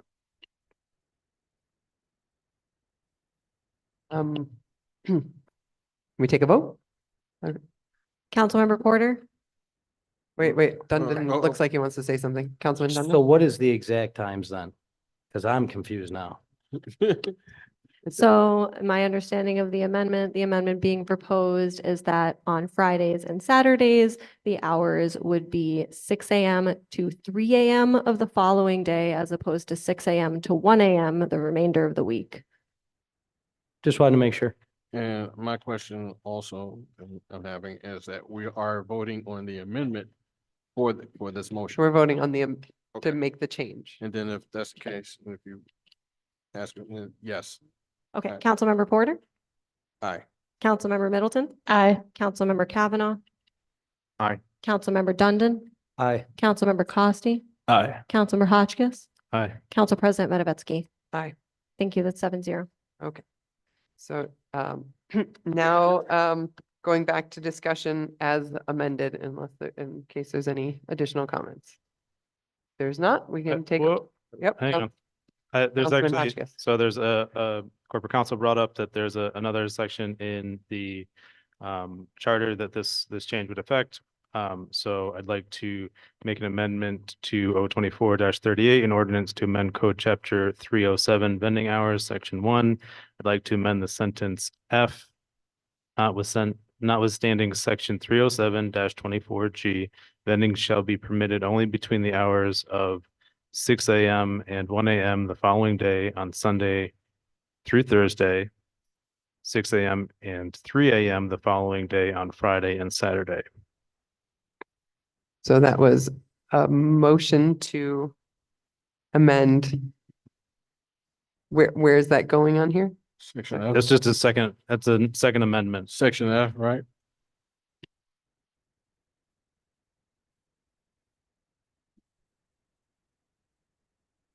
I'll second. Discussion on that amendment. Proposed amendment. Any discussion? No. Okay.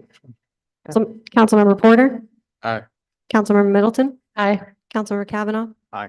Councilmember Dundon. Aye. Councilmember Costi. Aye. Councilmember Hotchkiss. Aye. Council President Matavetsky. Aye. Thank you. 7-0. Right. So, any further discussion with the two amendments that we've just passed? On the full thing with the two amendments? I can make couple quick comments. A couple of the comments that came in were brought up that there's still vacant storefronts in Binghamton, that we should prioritize occupying those with spaces before considering moving to food carts. But there's been a demonstrated move from either a food truck or a food cart into a brick and mortar space. So like by doing this, we're effectively creating an environment that would allow for an entrepreneur or like a restaurant food startup venture to start up and then maybe move to a brick and mortar. It's escaping. I think it's called Kitchen Counter. They were a food truck. They just opened up their brick and mortar in Endicott, and that was in the news the last couple of weeks. I think that can continue to happen in Binghamton, and this is a small change that would help facilitate that. So, right, that's all. Thank you. All right, I guess we can take a roll. Councilmember Porter. Sorry. we're taking a roll on now? The bill Oh, as the actual amended, bill of the itself. bill Okay. as amended twice. Twice, okay, all right. So, aye. Councilmember Middleton. Aye. Councilmember Kavanaugh. Aye. Councilmember Dundon. Aye. Councilmember Costi. Aye. Councilmember Hotchkiss. Aye. Council President Matavetsky. Aye. Thank you. That's 7-0. Okay, the ordinance passes. Next, we have introductory ordinance 024-39 considered in planning. Councilman. I'd like to make a motion to adopt introductory ordinance 024-39. This is an ordinance to amend chapter 410 zoning to address below grade amenity spaces into multi-unit dwellings. Second? I second. Second, motioned by Councilman Hotchkiss, seconded by Councilman Porter. Discussion.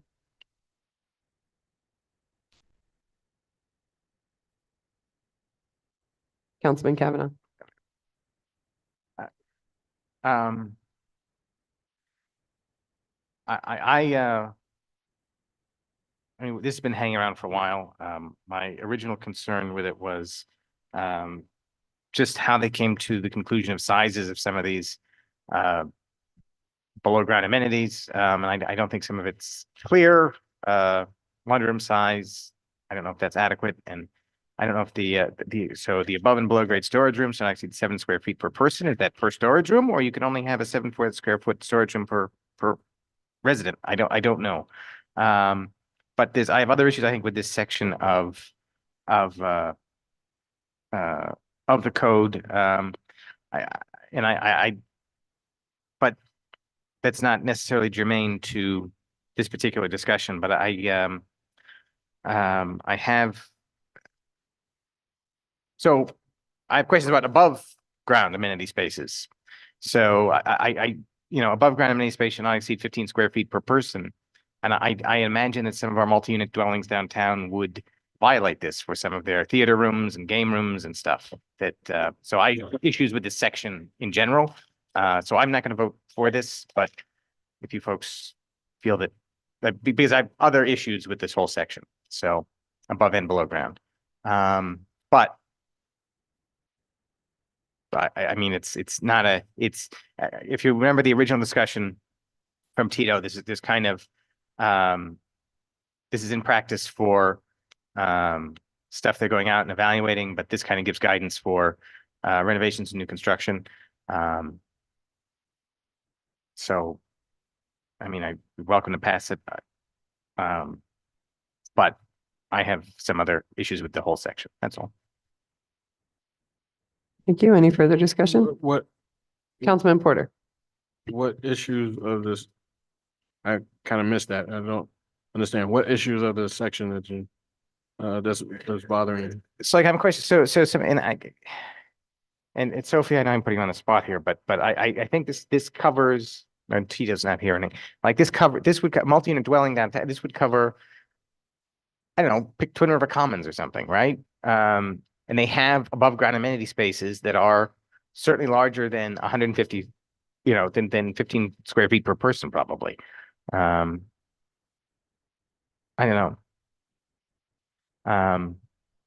Anyway, I think this section of the code needs more work. But whatever. This is not I don't think this is a critical hot button issue at the moment. So if it makes planning happy and code happy at the moment, fine. But I'm just saying this is something I might look at further. You want me? I don't know. I'm not even. I'm not articulating well at the moment. I'm sorry. Did you want to make? Yeah, I'm not sure what your question is. Yeah, but if you need more information, I mean, Tito, I believe, submitted this. Yeah. It's been held over. Yeah, it's been held over. It's fine. I'm just not going to vote for it. Oh, but I was to say that has it gone to committee and y'all looked at it in a committee as well? Yeah, kids have been kicking around since January. I think. January, right? Yeah.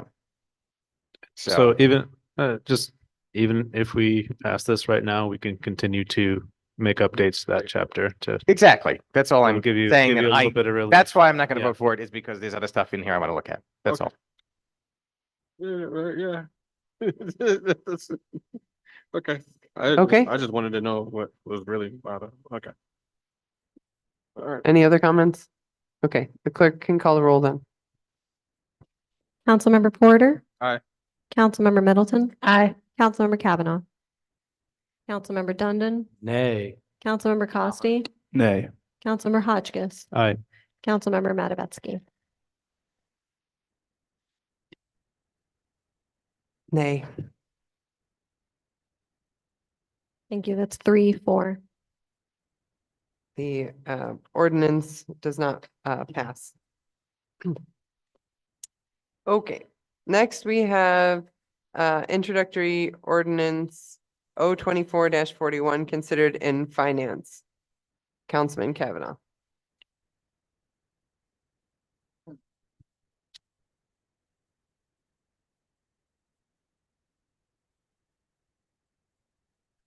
Okay, I'd like to propose passing an ordinance to modify ordinance 22-14 and 022-62 for unused ARPA funds. I'll second. Okay, motion by Councilman Kavanaugh, seconded by Councilwoman Middleton. Discussion. So we are now what? At $339,778 or 78.29 is what is left of the ARPA funds. Am I correct? Or I'm not? Which one?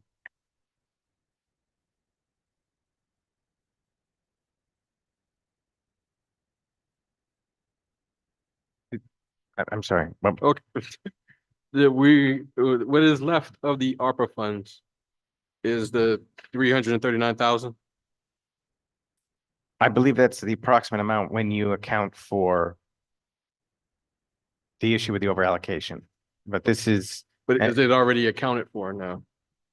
For that 339,000 that is left over?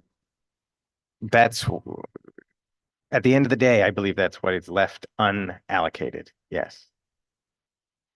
Or that close to that number, if you refer to the reports that Chuck provided. And then what this is simply doing is moving money out of assorted lines and into the general fund. And some of that will, again, fix that misallocation. And then there is the remainder left that is clear and unallocated at this time. So I just want to make sure I get this straight. The remainder is that whatever we have that is left of the 339, it has not been allocated, but it is a chance that it will be going towards the allocation of the general fund for something else. And whatever is left over from that is what is really left over from truly for ARPA funds. I mean, those funds are sitting in the general fund unallocated. We would have to allocate them to something. Okay. All right. Any further discussion?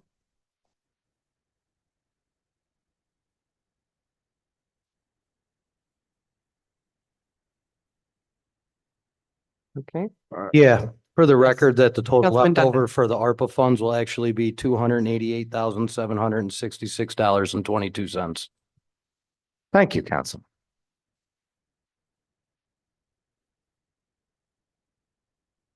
All right, so the clerk can call the roll. Councilmember Porter, Aye. Councilmember Middleton. Aye. Councilmember Kavanaugh. Aye. Councilmember Dundon, Aye. Councilmember Costi, Aye. Councilmember Hotchkiss, Aye. Council President Matavetsky. Aye, Thank you. That's 7-0. the ordinance passes.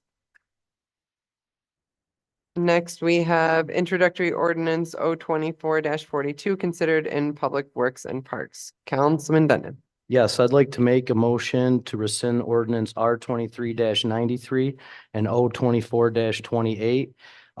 These were adopted in 2023 to receive a grant of $500,000 by the New York State Office of Parks, Recreation, and Historic Preservation Environmental Protection Fund. And we need Can I get to, a second? Second. Okay, Thank you. discussion. Sorry, yeah. Motioned by Councilman Dundon, seconded by Councilman Hotchkiss. Discussion. I think I said it already. Their discussion. All right, with that, clerk can take a roll.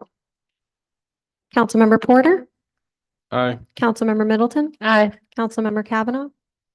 Councilmember Dundon. Aye. Councilmember Costi. Aye. Councilmember Hotchkiss. Aye. Council President Matavetsky. Aye. Thank you. That's 7-0.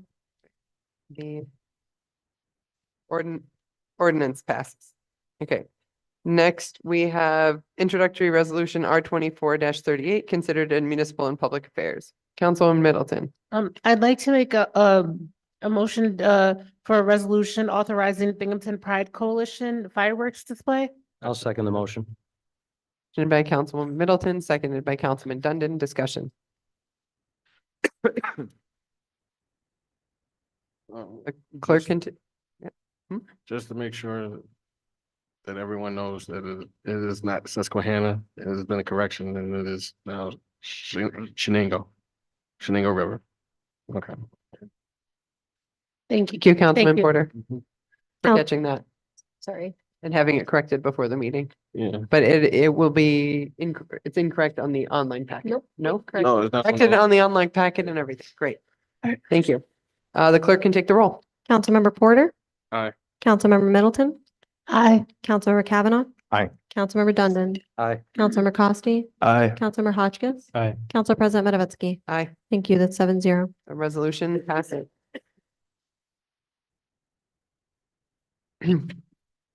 Next, we have our, we have our introductory resolution, R 24-39, considered municipal and public affairs. Councilwoman Middleton. I'd like to make a motion for a resolution to accept the funding from the district attorney's office for the installation of cameras. I'll second. Motion by Councilwoman Middleton, seconded by Councilman Costi. Discussion. I feel Councilman Porter. I feel that we are already under surveillance a whole lot, especially after going to that criminal data center that is here in the city hall that we make a tour of. I think this could possibly, the money could go towards something else. I just don't think we need to continue to immensely pushing funds into things that we're already having trouble with, considering who we're doing it for. Such as with law enforcement. We're having issues with law enforcement, and yet we could continue to keep pushing funding towards that.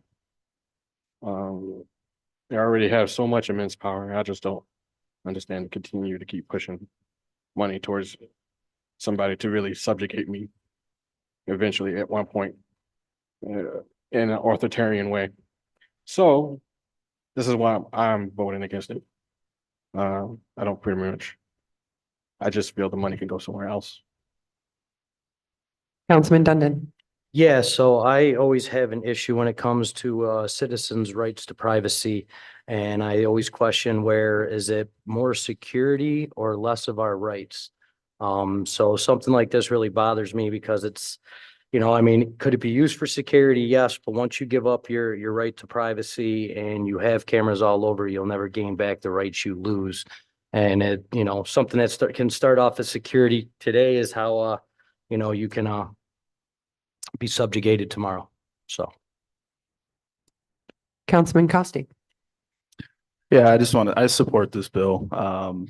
Cameras have been proven to deter crime and help bring those who commit crime to justice. I think it would be silly not to take $66,000 to protect the people of Binghamton. Councilman Hotchkiss. As I agree with the sentiment shared by Councilman Porter and Councilman Dundon, but I'd also like to add that it was shared with us that these cameras are going to be installed in the north of Maine area and the north side of Binghamton, which we have already discussed are the areas of much higher poverty, and that's why they're experiencing much higher crime. I think there's a direct correlation there, and I don't think we will have there's ever been a situation where anyone's been able to police their way out of poverty.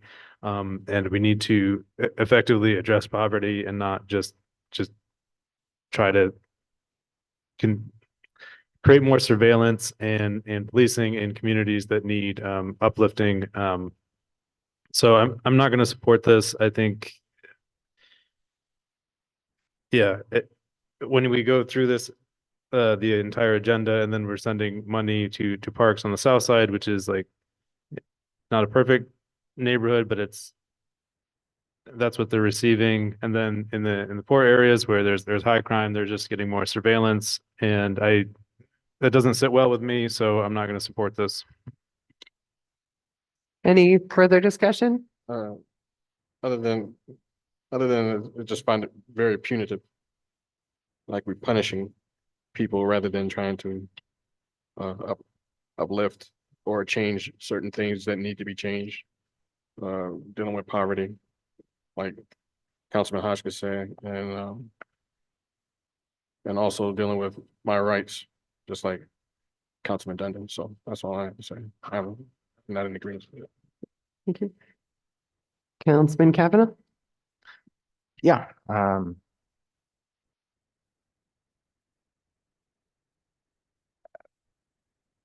this is, so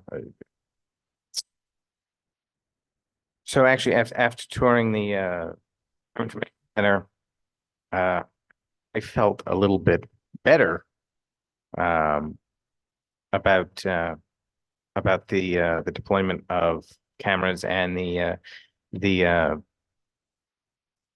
restrictions that are put on, access and access to the data in that center and stuff is based on requests. They're written requests, except in extreme emergencies that are evaluated. And then information is gathered and sent out. It's not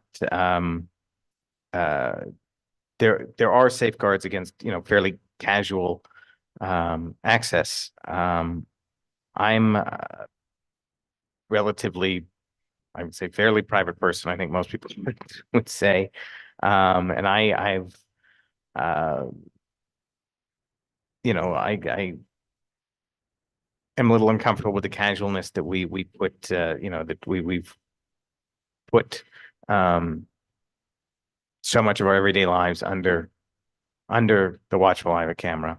On the other hand, these are cameras that are on public streets, focusing on intersections generally. You're in public. You do not have a reasonable expectation of privacy in these public spaces. We do not have as an extensive set of public cameras, I think, as some people assume we do.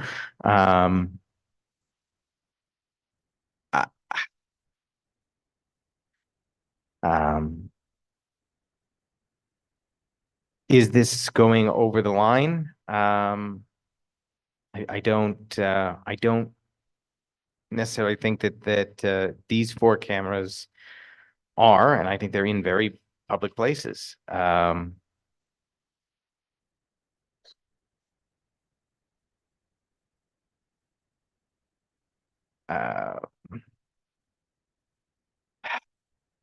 Should we have more say on where they go?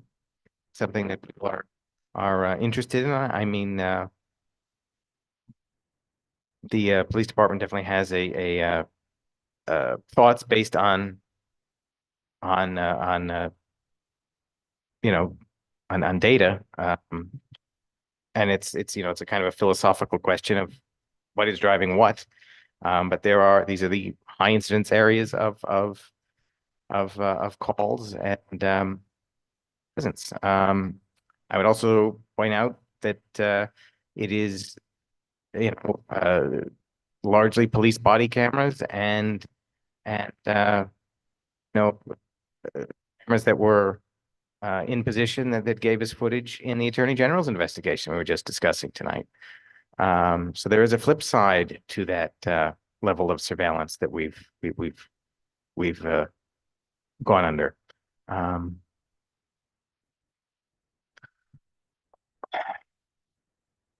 Anyone want to chat with me about this? I would. Oh, well, I'll let Councilman Costi go. Yeah, I mean, I'd just like to add in, expect with the incident of Eliza Spencer. I mean, I just think if one of these cameras was in the street, maybe there'd be a murderer behind bars. I just want to say Councilwoman something to Middleton. that. Sorry. I understand that, but in this instance, like those cameras aren't going on the east side of Binghamton. They're going in neighborhoods that already have problems with crime, which we all want to be safe, like make that no exception that we all want to be safe, but also in those areas, the north side, north of Maine, there already is some issues there. So, like Nate said, policing with poverty, but I don't think that cameras will stop a crime at all because we're all being watched. Like, little do you know or not, we are all being watched. Even in our phones, like our phones belong to the government. And so, that's one thing we need to realize, but I 100% believe in safety, but I don't think that this will make a difference in safety. Councilman Porter? Also, after I watch TV, I watch movies, I like sci-fi. After watching Person of Interest, I started looking up, which means I started looking up at the phone, at telephone lines and everything. I can tell you right now, maybe about 4 cameras on Clinton, maybe 3 or 4.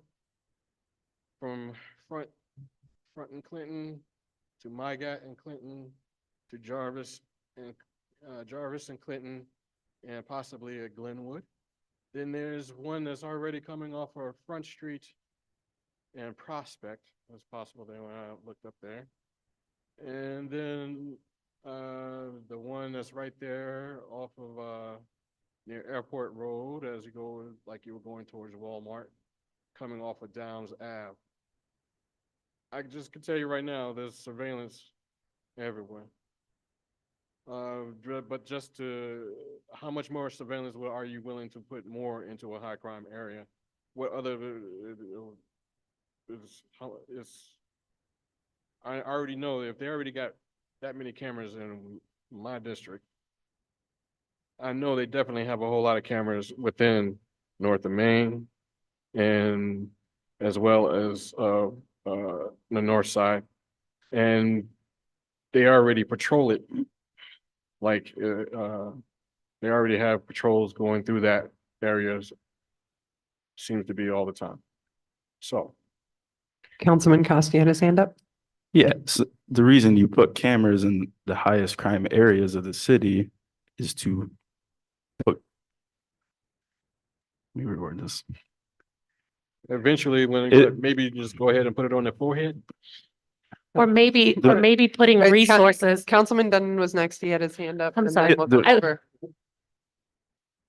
Yeah, I mean, the reason you put cameras in the highest crime areas of the city is to bring criminals to justice, so that's where the most crime happens. It's not an injustice thing, it's a law and order thing. Yes, how quite. Councilman Dundon was next, and then I think it was Porter, Middleton, and then Hotchkiss. So there was 15 to 20 ring cameras in the vicinity of the Eliza Spencer murder that showed nothing. So how many neighborhoods and how many houses actually have ring cameras nowadays or have their own cameras that could be subpoenaed to be used? So to keep adding more cameras on top of cameras, does anybody really feel any safer in the community? Oh. So why keep adding more on top of the stuff? I mean, we are more digitized now and more videographed and have photos of us taken now than any generation before us, and can't say that I feel any safer than I did in these streets when I was a kid. So maybe we ought to get to the real issues instead of just putting cameras up. Okay. Or Next maybe- was Councilman Porter. Yeah, or maybe, I don't know, maybe we should just start tagging all people, poor people and colored people, people of color, and just tagging them just to make sure that you know who the criminal is maybe that's the best way. I'm not sure what poor people or minorities have to Sorry, do with Councilwoman video Middleton, cameras. and then we'll swing back to you, Councilman Costi. Okay. Councilman Porter, are you all set? Well, I was just gonna say, well, it tends to be the poor people and people of color who tends to be ones that we consider criminalized. I suggest maybe looking at Power on Netflix. I don't know, just. Okay. Councilwoman Middleton. I was just gonna piggyback off what Mike was saying about cameras not making us feel safe. We could take that money and invest in the community. A lot of the times, instead of policing, we can invest and that will prevent crimes. And when people think about public safety, they just automatically think about the police, but public safety is making sure that people have access to basic needs and needs that we all deserve and our rights. So making sure that people have access to food, adequate housing, water, just things that we all deserve. And I think once we get to the issue of making sure that people have that, then the crime will be less. Councilman Costi was next, and I see Councilman Dundon's got maybe for after. I'm good. There's no reason to continue this conversation. Okay. So Councilman- I do want it to be on the record. I'm not against public safety. I mean, you need to have public safety in a community or you'd have total anarchy. I can't get past the rights of privacy. So that's what's gonna hang me up on this. But I'm not anti-public safety. I mean, it's needed. And unlike, many people, when they talk about the poor community, I grew up in Carlisle. I lived on Munsell Street. I lived in some of the poorest communities in the city. So I know all about what it's like to live in poverty. So, but I'm always going to be, our First Amendment right, our Second Amendment right, our Fourth Amendment rights. I'm always going to stand up for them. And anytime I feel like any of our rights are going to be discriminated against, I'm always going to be against that. Woman Middleton. And I just wanted to say for the record also, I do agree with public safety. I think it is needed. But also, like Mike said, our basic rights, that kind of worries me. So. So, I guess yesterday, I went to a multi-hour security tabletop simulation with the Jewish community and law enforcement. So I would be interested in, if someone was interested in making a motion to hold over to see if there are communities that want cameras, to see if we can, and maybe if there's groups that are watching this or listening to this that are interested in having cameras, maybe, and I can try and follow up with the police department to see how restrictive this is, just to see if there's a way to put this to good use, that may be less contentious. I don't know, just putting that forward as an idea to have a holdover and then see if there's a path forward. I agree with you, Hadassah. Do you wanna, did you make a motion or? No, I'm welcoming a I'd like to- motion if someone's Oh, interested. I'd like to make a motion to hold it over. Okay. I'll make a Motion. second. That was a second? Okay, so motioned by Councilwoman Middleton, Can we- seconded by Councilman Porter. I was gonna say, do you want to put it in committee? Yeah. Oh, no, that's fine. Yeah. Okay. I did it. Okay. Take a roll. Councilmember Porter, Aye. Councilmember Middleton, Aye. Councilmember Kavanaugh, Aye. Councilmember Dundon, Aye. Councilmember Costi, Aye. Councilmember Hotchkiss. I'm gonna say, I think that this, there's probably some intention behind this coming from the district attorney's office, that they're wanting to target those areas. So I don't think there's gonna be, I mean, you're good on you for trying, but I think they have the spots that they want, these cameras. So I'm gonna vote no to your holdover. Council President Matavetsky. Yay. Thank you. That's 6-1. Okay. So we will be holding over this resolution till our next meeting and welcoming public input if there are places that you would like to see cameras, and I'll be reaching out to the police department to see if there is flexibility within the specific grant before we vote. Including an alternate use as well. I'll continue the discussion. Thank you. All right. Next, we have introductory resolution R 24-40 considered in Public Works and Parks. Councilman Dundon. I'd like to make a motion authorizing the mayor to accept a grant from the New York State Office of Parks, Recreation, and Historic Preservation for the Ross Park Trail Project. I second. Motion by Councilman Dundon, seconded by Councilman Porter. Discussion. The clerk can call a roll. Councilmember Porter, Aye. Councilmember Middleton, Aye. Councilmember Kavanaugh, Aye. Councilmember Dundon, Aye. Councilmember Costi, Aye. Councilmember Hotchkiss, Aye. Council President Matavetsky. Aye. Thank you. The 7-0. resolution passes. Next we have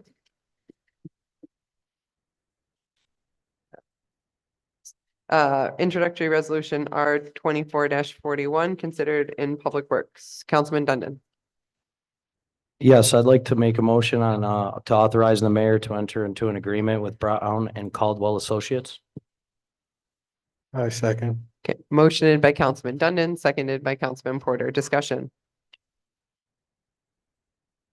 I think this is well needed since there has not been an operation manual for quite some time or has been updated. And it took a lot for Jeff to come in and mention that he need help to do this. So I think this is important to make a step towards to helping out that department, water filtration department. So Any further discussion? Councilman Hotchkiss. So I like the presentation and what they're doing with this. However, I wish there was time for us to evaluate what was, I don't know, what their entire scope of work is, and the expediting everything is it irks me a little bit. So that's my only criticism. Any further discussion? Councilman Dundon. Yeah, I would like to put on the record that all the information that we asked from Jeff, that he did end up emailing it to us within a timely fashion, because that doesn't always seem to happen. Any further discussion? All right, the clerk can call a roll. Councilmember Porter, aye. Councilmember Middleton. Aye. Councilmember Kavanaugh. Aye. Councilmember Dundon, Aye. Councilmember Costi, Aye. Councilmember Hotchkiss. Aye. Council President Matavetsky. Aye. Thank you. That's 7-0. Right, the resolution passes. Right, next, we move on to communications from council. So again, thank you to everyone who's stayed this long. We'll start, let's see, we'll start with Councilman Hotchkiss tonight. Thank you, President Medvedski. I didn't prepare any comments. However, I just want to thank people that came out to share their concerns. I don't want to speak on anybody's behalf, but I'm taking the investigation very seriously, and the recommendations that were found by the Attorney General's investigation. We have already, before this even came out, we had made an effort to allow City Council to make appointments to not only the Human Rights Commission, but also share appointments across all boards and department heads. But we were told that we needed a referendum to make that happen. So we were on that path to begin with, just for clarity. And I don't know if everybody caught that, but I think we can probably put more energy behind bringing back the Human Rights Commission. I think that's probably all I want to put on the record for now, but thank you. Thank you, Councilman Costi. Yeah, there's a South Side neighborhood meeting tomorrow at 7 at MacArthur. I'll be over there. If anyone wants to come, I encourage you to. And that's all I have for tonight. Councilman Dundon. So I want it to be put on the record that we talked to the people from the AG's office that did this investigation. And they have no legal enforcement arm, so they legally cannot have the police officer removed. And we don't legally have any way to do that ourselves. So as much as everybody comes out and wants to speak about the AG's report and what we can do, it still ultimately falls with the mayor. After the AG's report came out, there's a 90-day waiting period that the mayor has to answer and respond to what the report has to say. So the only thing I can say then is stay tuned to see what the mayor does in the next 90 days.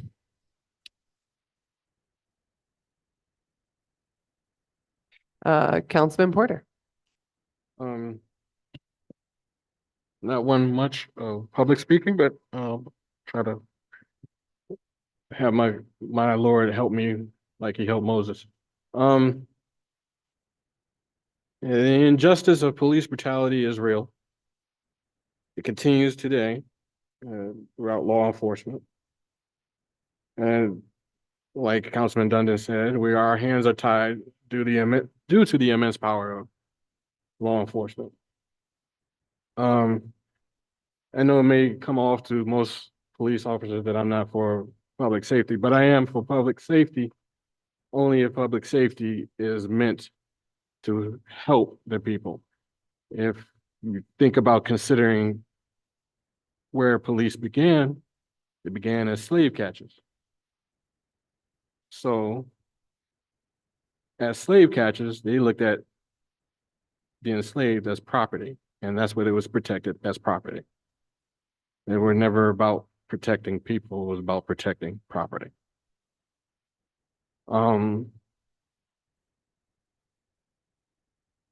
Like Councilwoman Middleton mentioned, there's things that we can do to put funding elsewhere into the community, invest in the community, like Councilwoman Middleton mentions.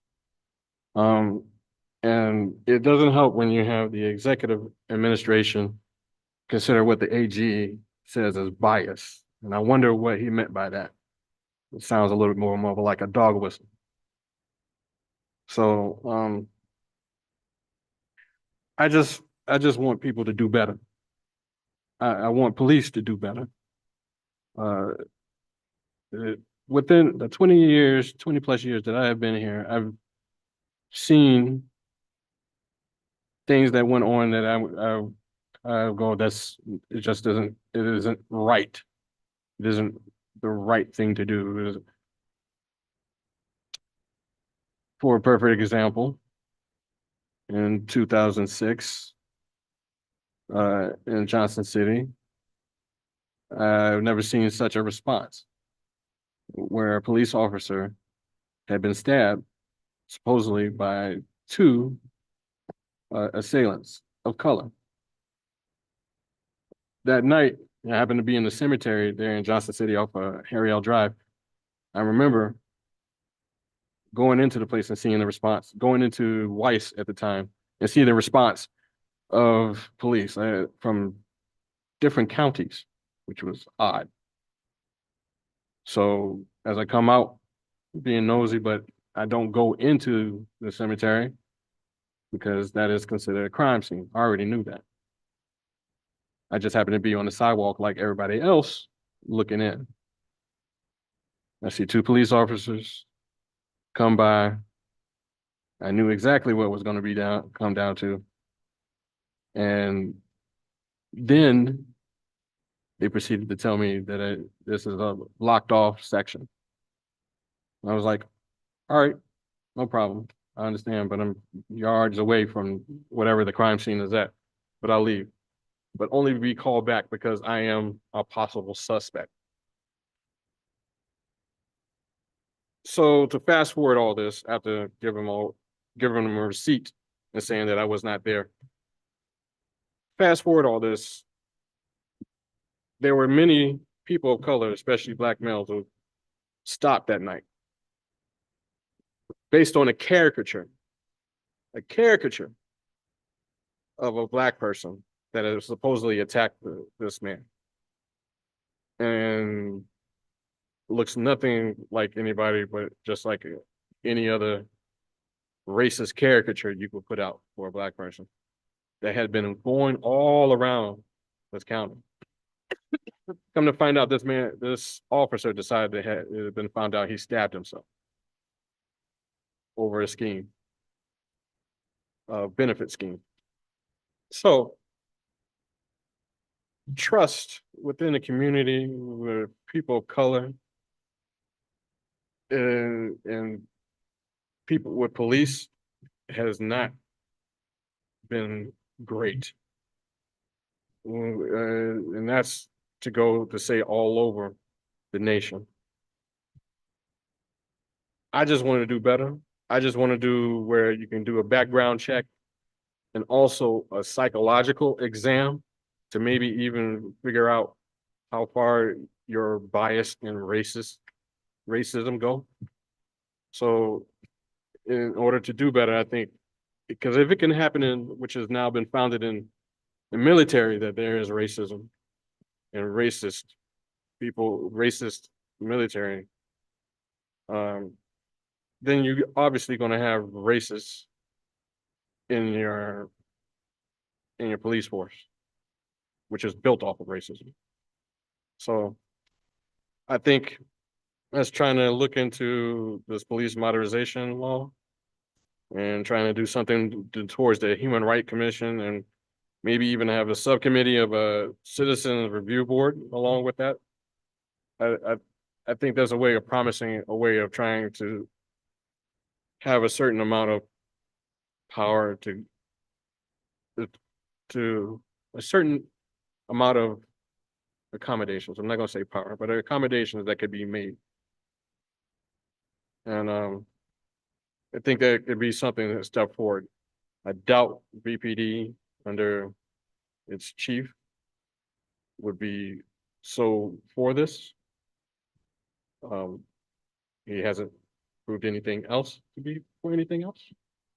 So, but I still say there's at least to try to make a step forward and trying to do something to come up with a solution, to come up with something that would work better for the people and work better as public safety, because people are the public safety that do need to be protected. So. Thank you. Councilwoman Middleton. I would just like to say I agree with what everybody else was saying and the sentiment of that. I think my idea about law enforcement is kind of different. I come from a family full of law enforcement. So that's kind of the way I was raised. So I understand both sides, and being a woman of color, and how even though I come from a family of, cops and deputy wardens, I'm still a target at some point, or people don't trust me because I'm a woman of color. So I understand all aspects of that. We really have to do better, and it starts with just being a better community, having these uncomfortable conversations like the people that came up today, because everybody brings something different to the table. We absolutely cannot dismiss people. It doesn't matter how they perceive it, how they say it. We're all different, and we have to figure that out. And until we can get to where we all can communicate, there won't be growth. But on some brighter things,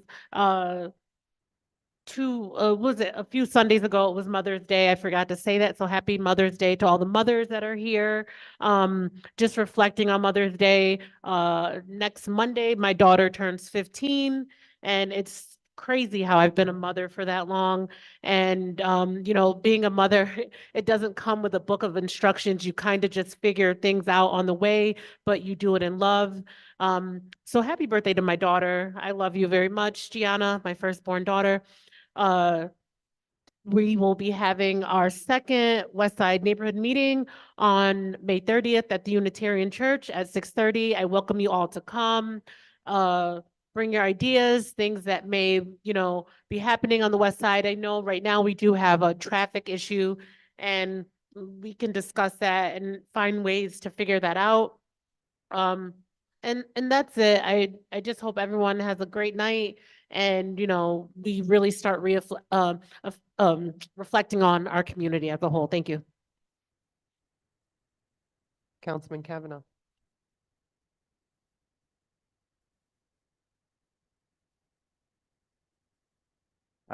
Broadly, I would like to echo a lot of what Councilman Hotchkiss and Councilman Dundon originally cited. We as a body have a purview in which we can act and restrictions on what we can do and the speed at which we can do it. Those are checks and balances on the power of this legislature. And, you know, in terms of changes that require referendums, you know, that is an opportunity for citizens to weigh in, to make a determination of how you want authority distributed and handled within the city of Binghamton. So we are looking at a couple of referendums, and stay tuned. And this will be an important election for those reasons locally, I think, in November. You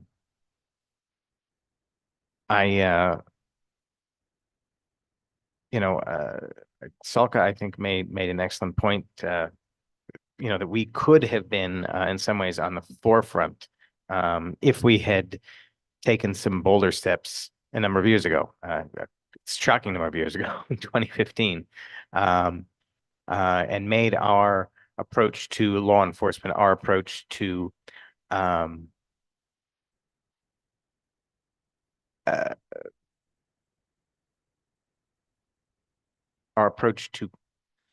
not necessarily just questioning, but our approach to how we conceive of the relationship between the police and the citizens in Binghamton, how we deal with problems when they arise, how we can keep that sort of in-house in our community without relying on the state to step in, how we can be more proactive at doing that, and how we need to make it a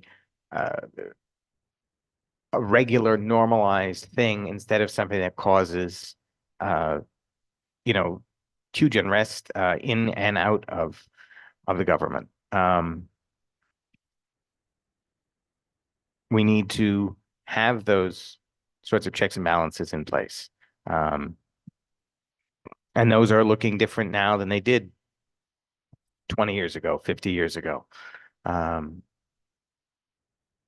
So it's going to be a process, and there are limits in time and scope of what we can do, but I think we are all thinking, I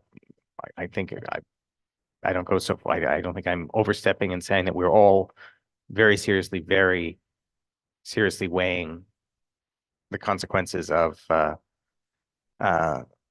recent events and the last decade of incidents and reactions,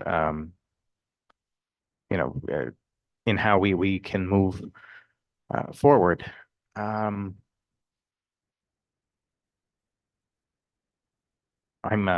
I'm not super gathered tonight. I should have written something out, I guess. But it is a process, it is ongoing, and I'm all right with people continuing to, you know, be here and, you know, shout it out and, you know, continue to press. It's okay. It's part of what we're here for anyway. So we will continue on together. Thank you. Thank you. Yeah, obviously the AG's report was really troubling, as was the footage. The full, like, compiled footage is on the City of Binghamton's YouTube page. It does have a disclaimer about the fact that it's very disturbing. And it does include multiple angles of footage. So for people who are following along and maybe don't know exactly what happened from a video perspective, it is available on the City of Binghamton website, and it has both the body camera footage, some cell phone camera footage, and some street view surveillance camera footage. So it is there, and obviously the AG's report is available. And I'm definitely, could be continuing to have conversations and looking at what we can do legislatively, what falls within our purview. To go back to one of the more awkward, problematic, whatever you want to categorize it, moments of tonight, I'm going to add an extra layer. So I misspoke when I said defamation, which probably added extra insult. Not that the words that I was looking for were better, but I guess technically it would have been personal attack, not defamation. As defamation implies some sort of intent to lie, I'm understanding. So that was not my intent to accuse anyone of lying. All right. In terms of Southside Neighborhood Assembly was already announced. The zoo is having its grand opening this weekend, and they're going to have face painting and bounce houses and all the fun stuff. So it would be wonderful if people come out. And with that, I'll entertain a motion to adjourn. I make a motion to adjourn. I'll second. Motioned by Councilman Porter, seconded by Councilman Kavanaugh. All in favor? Aye.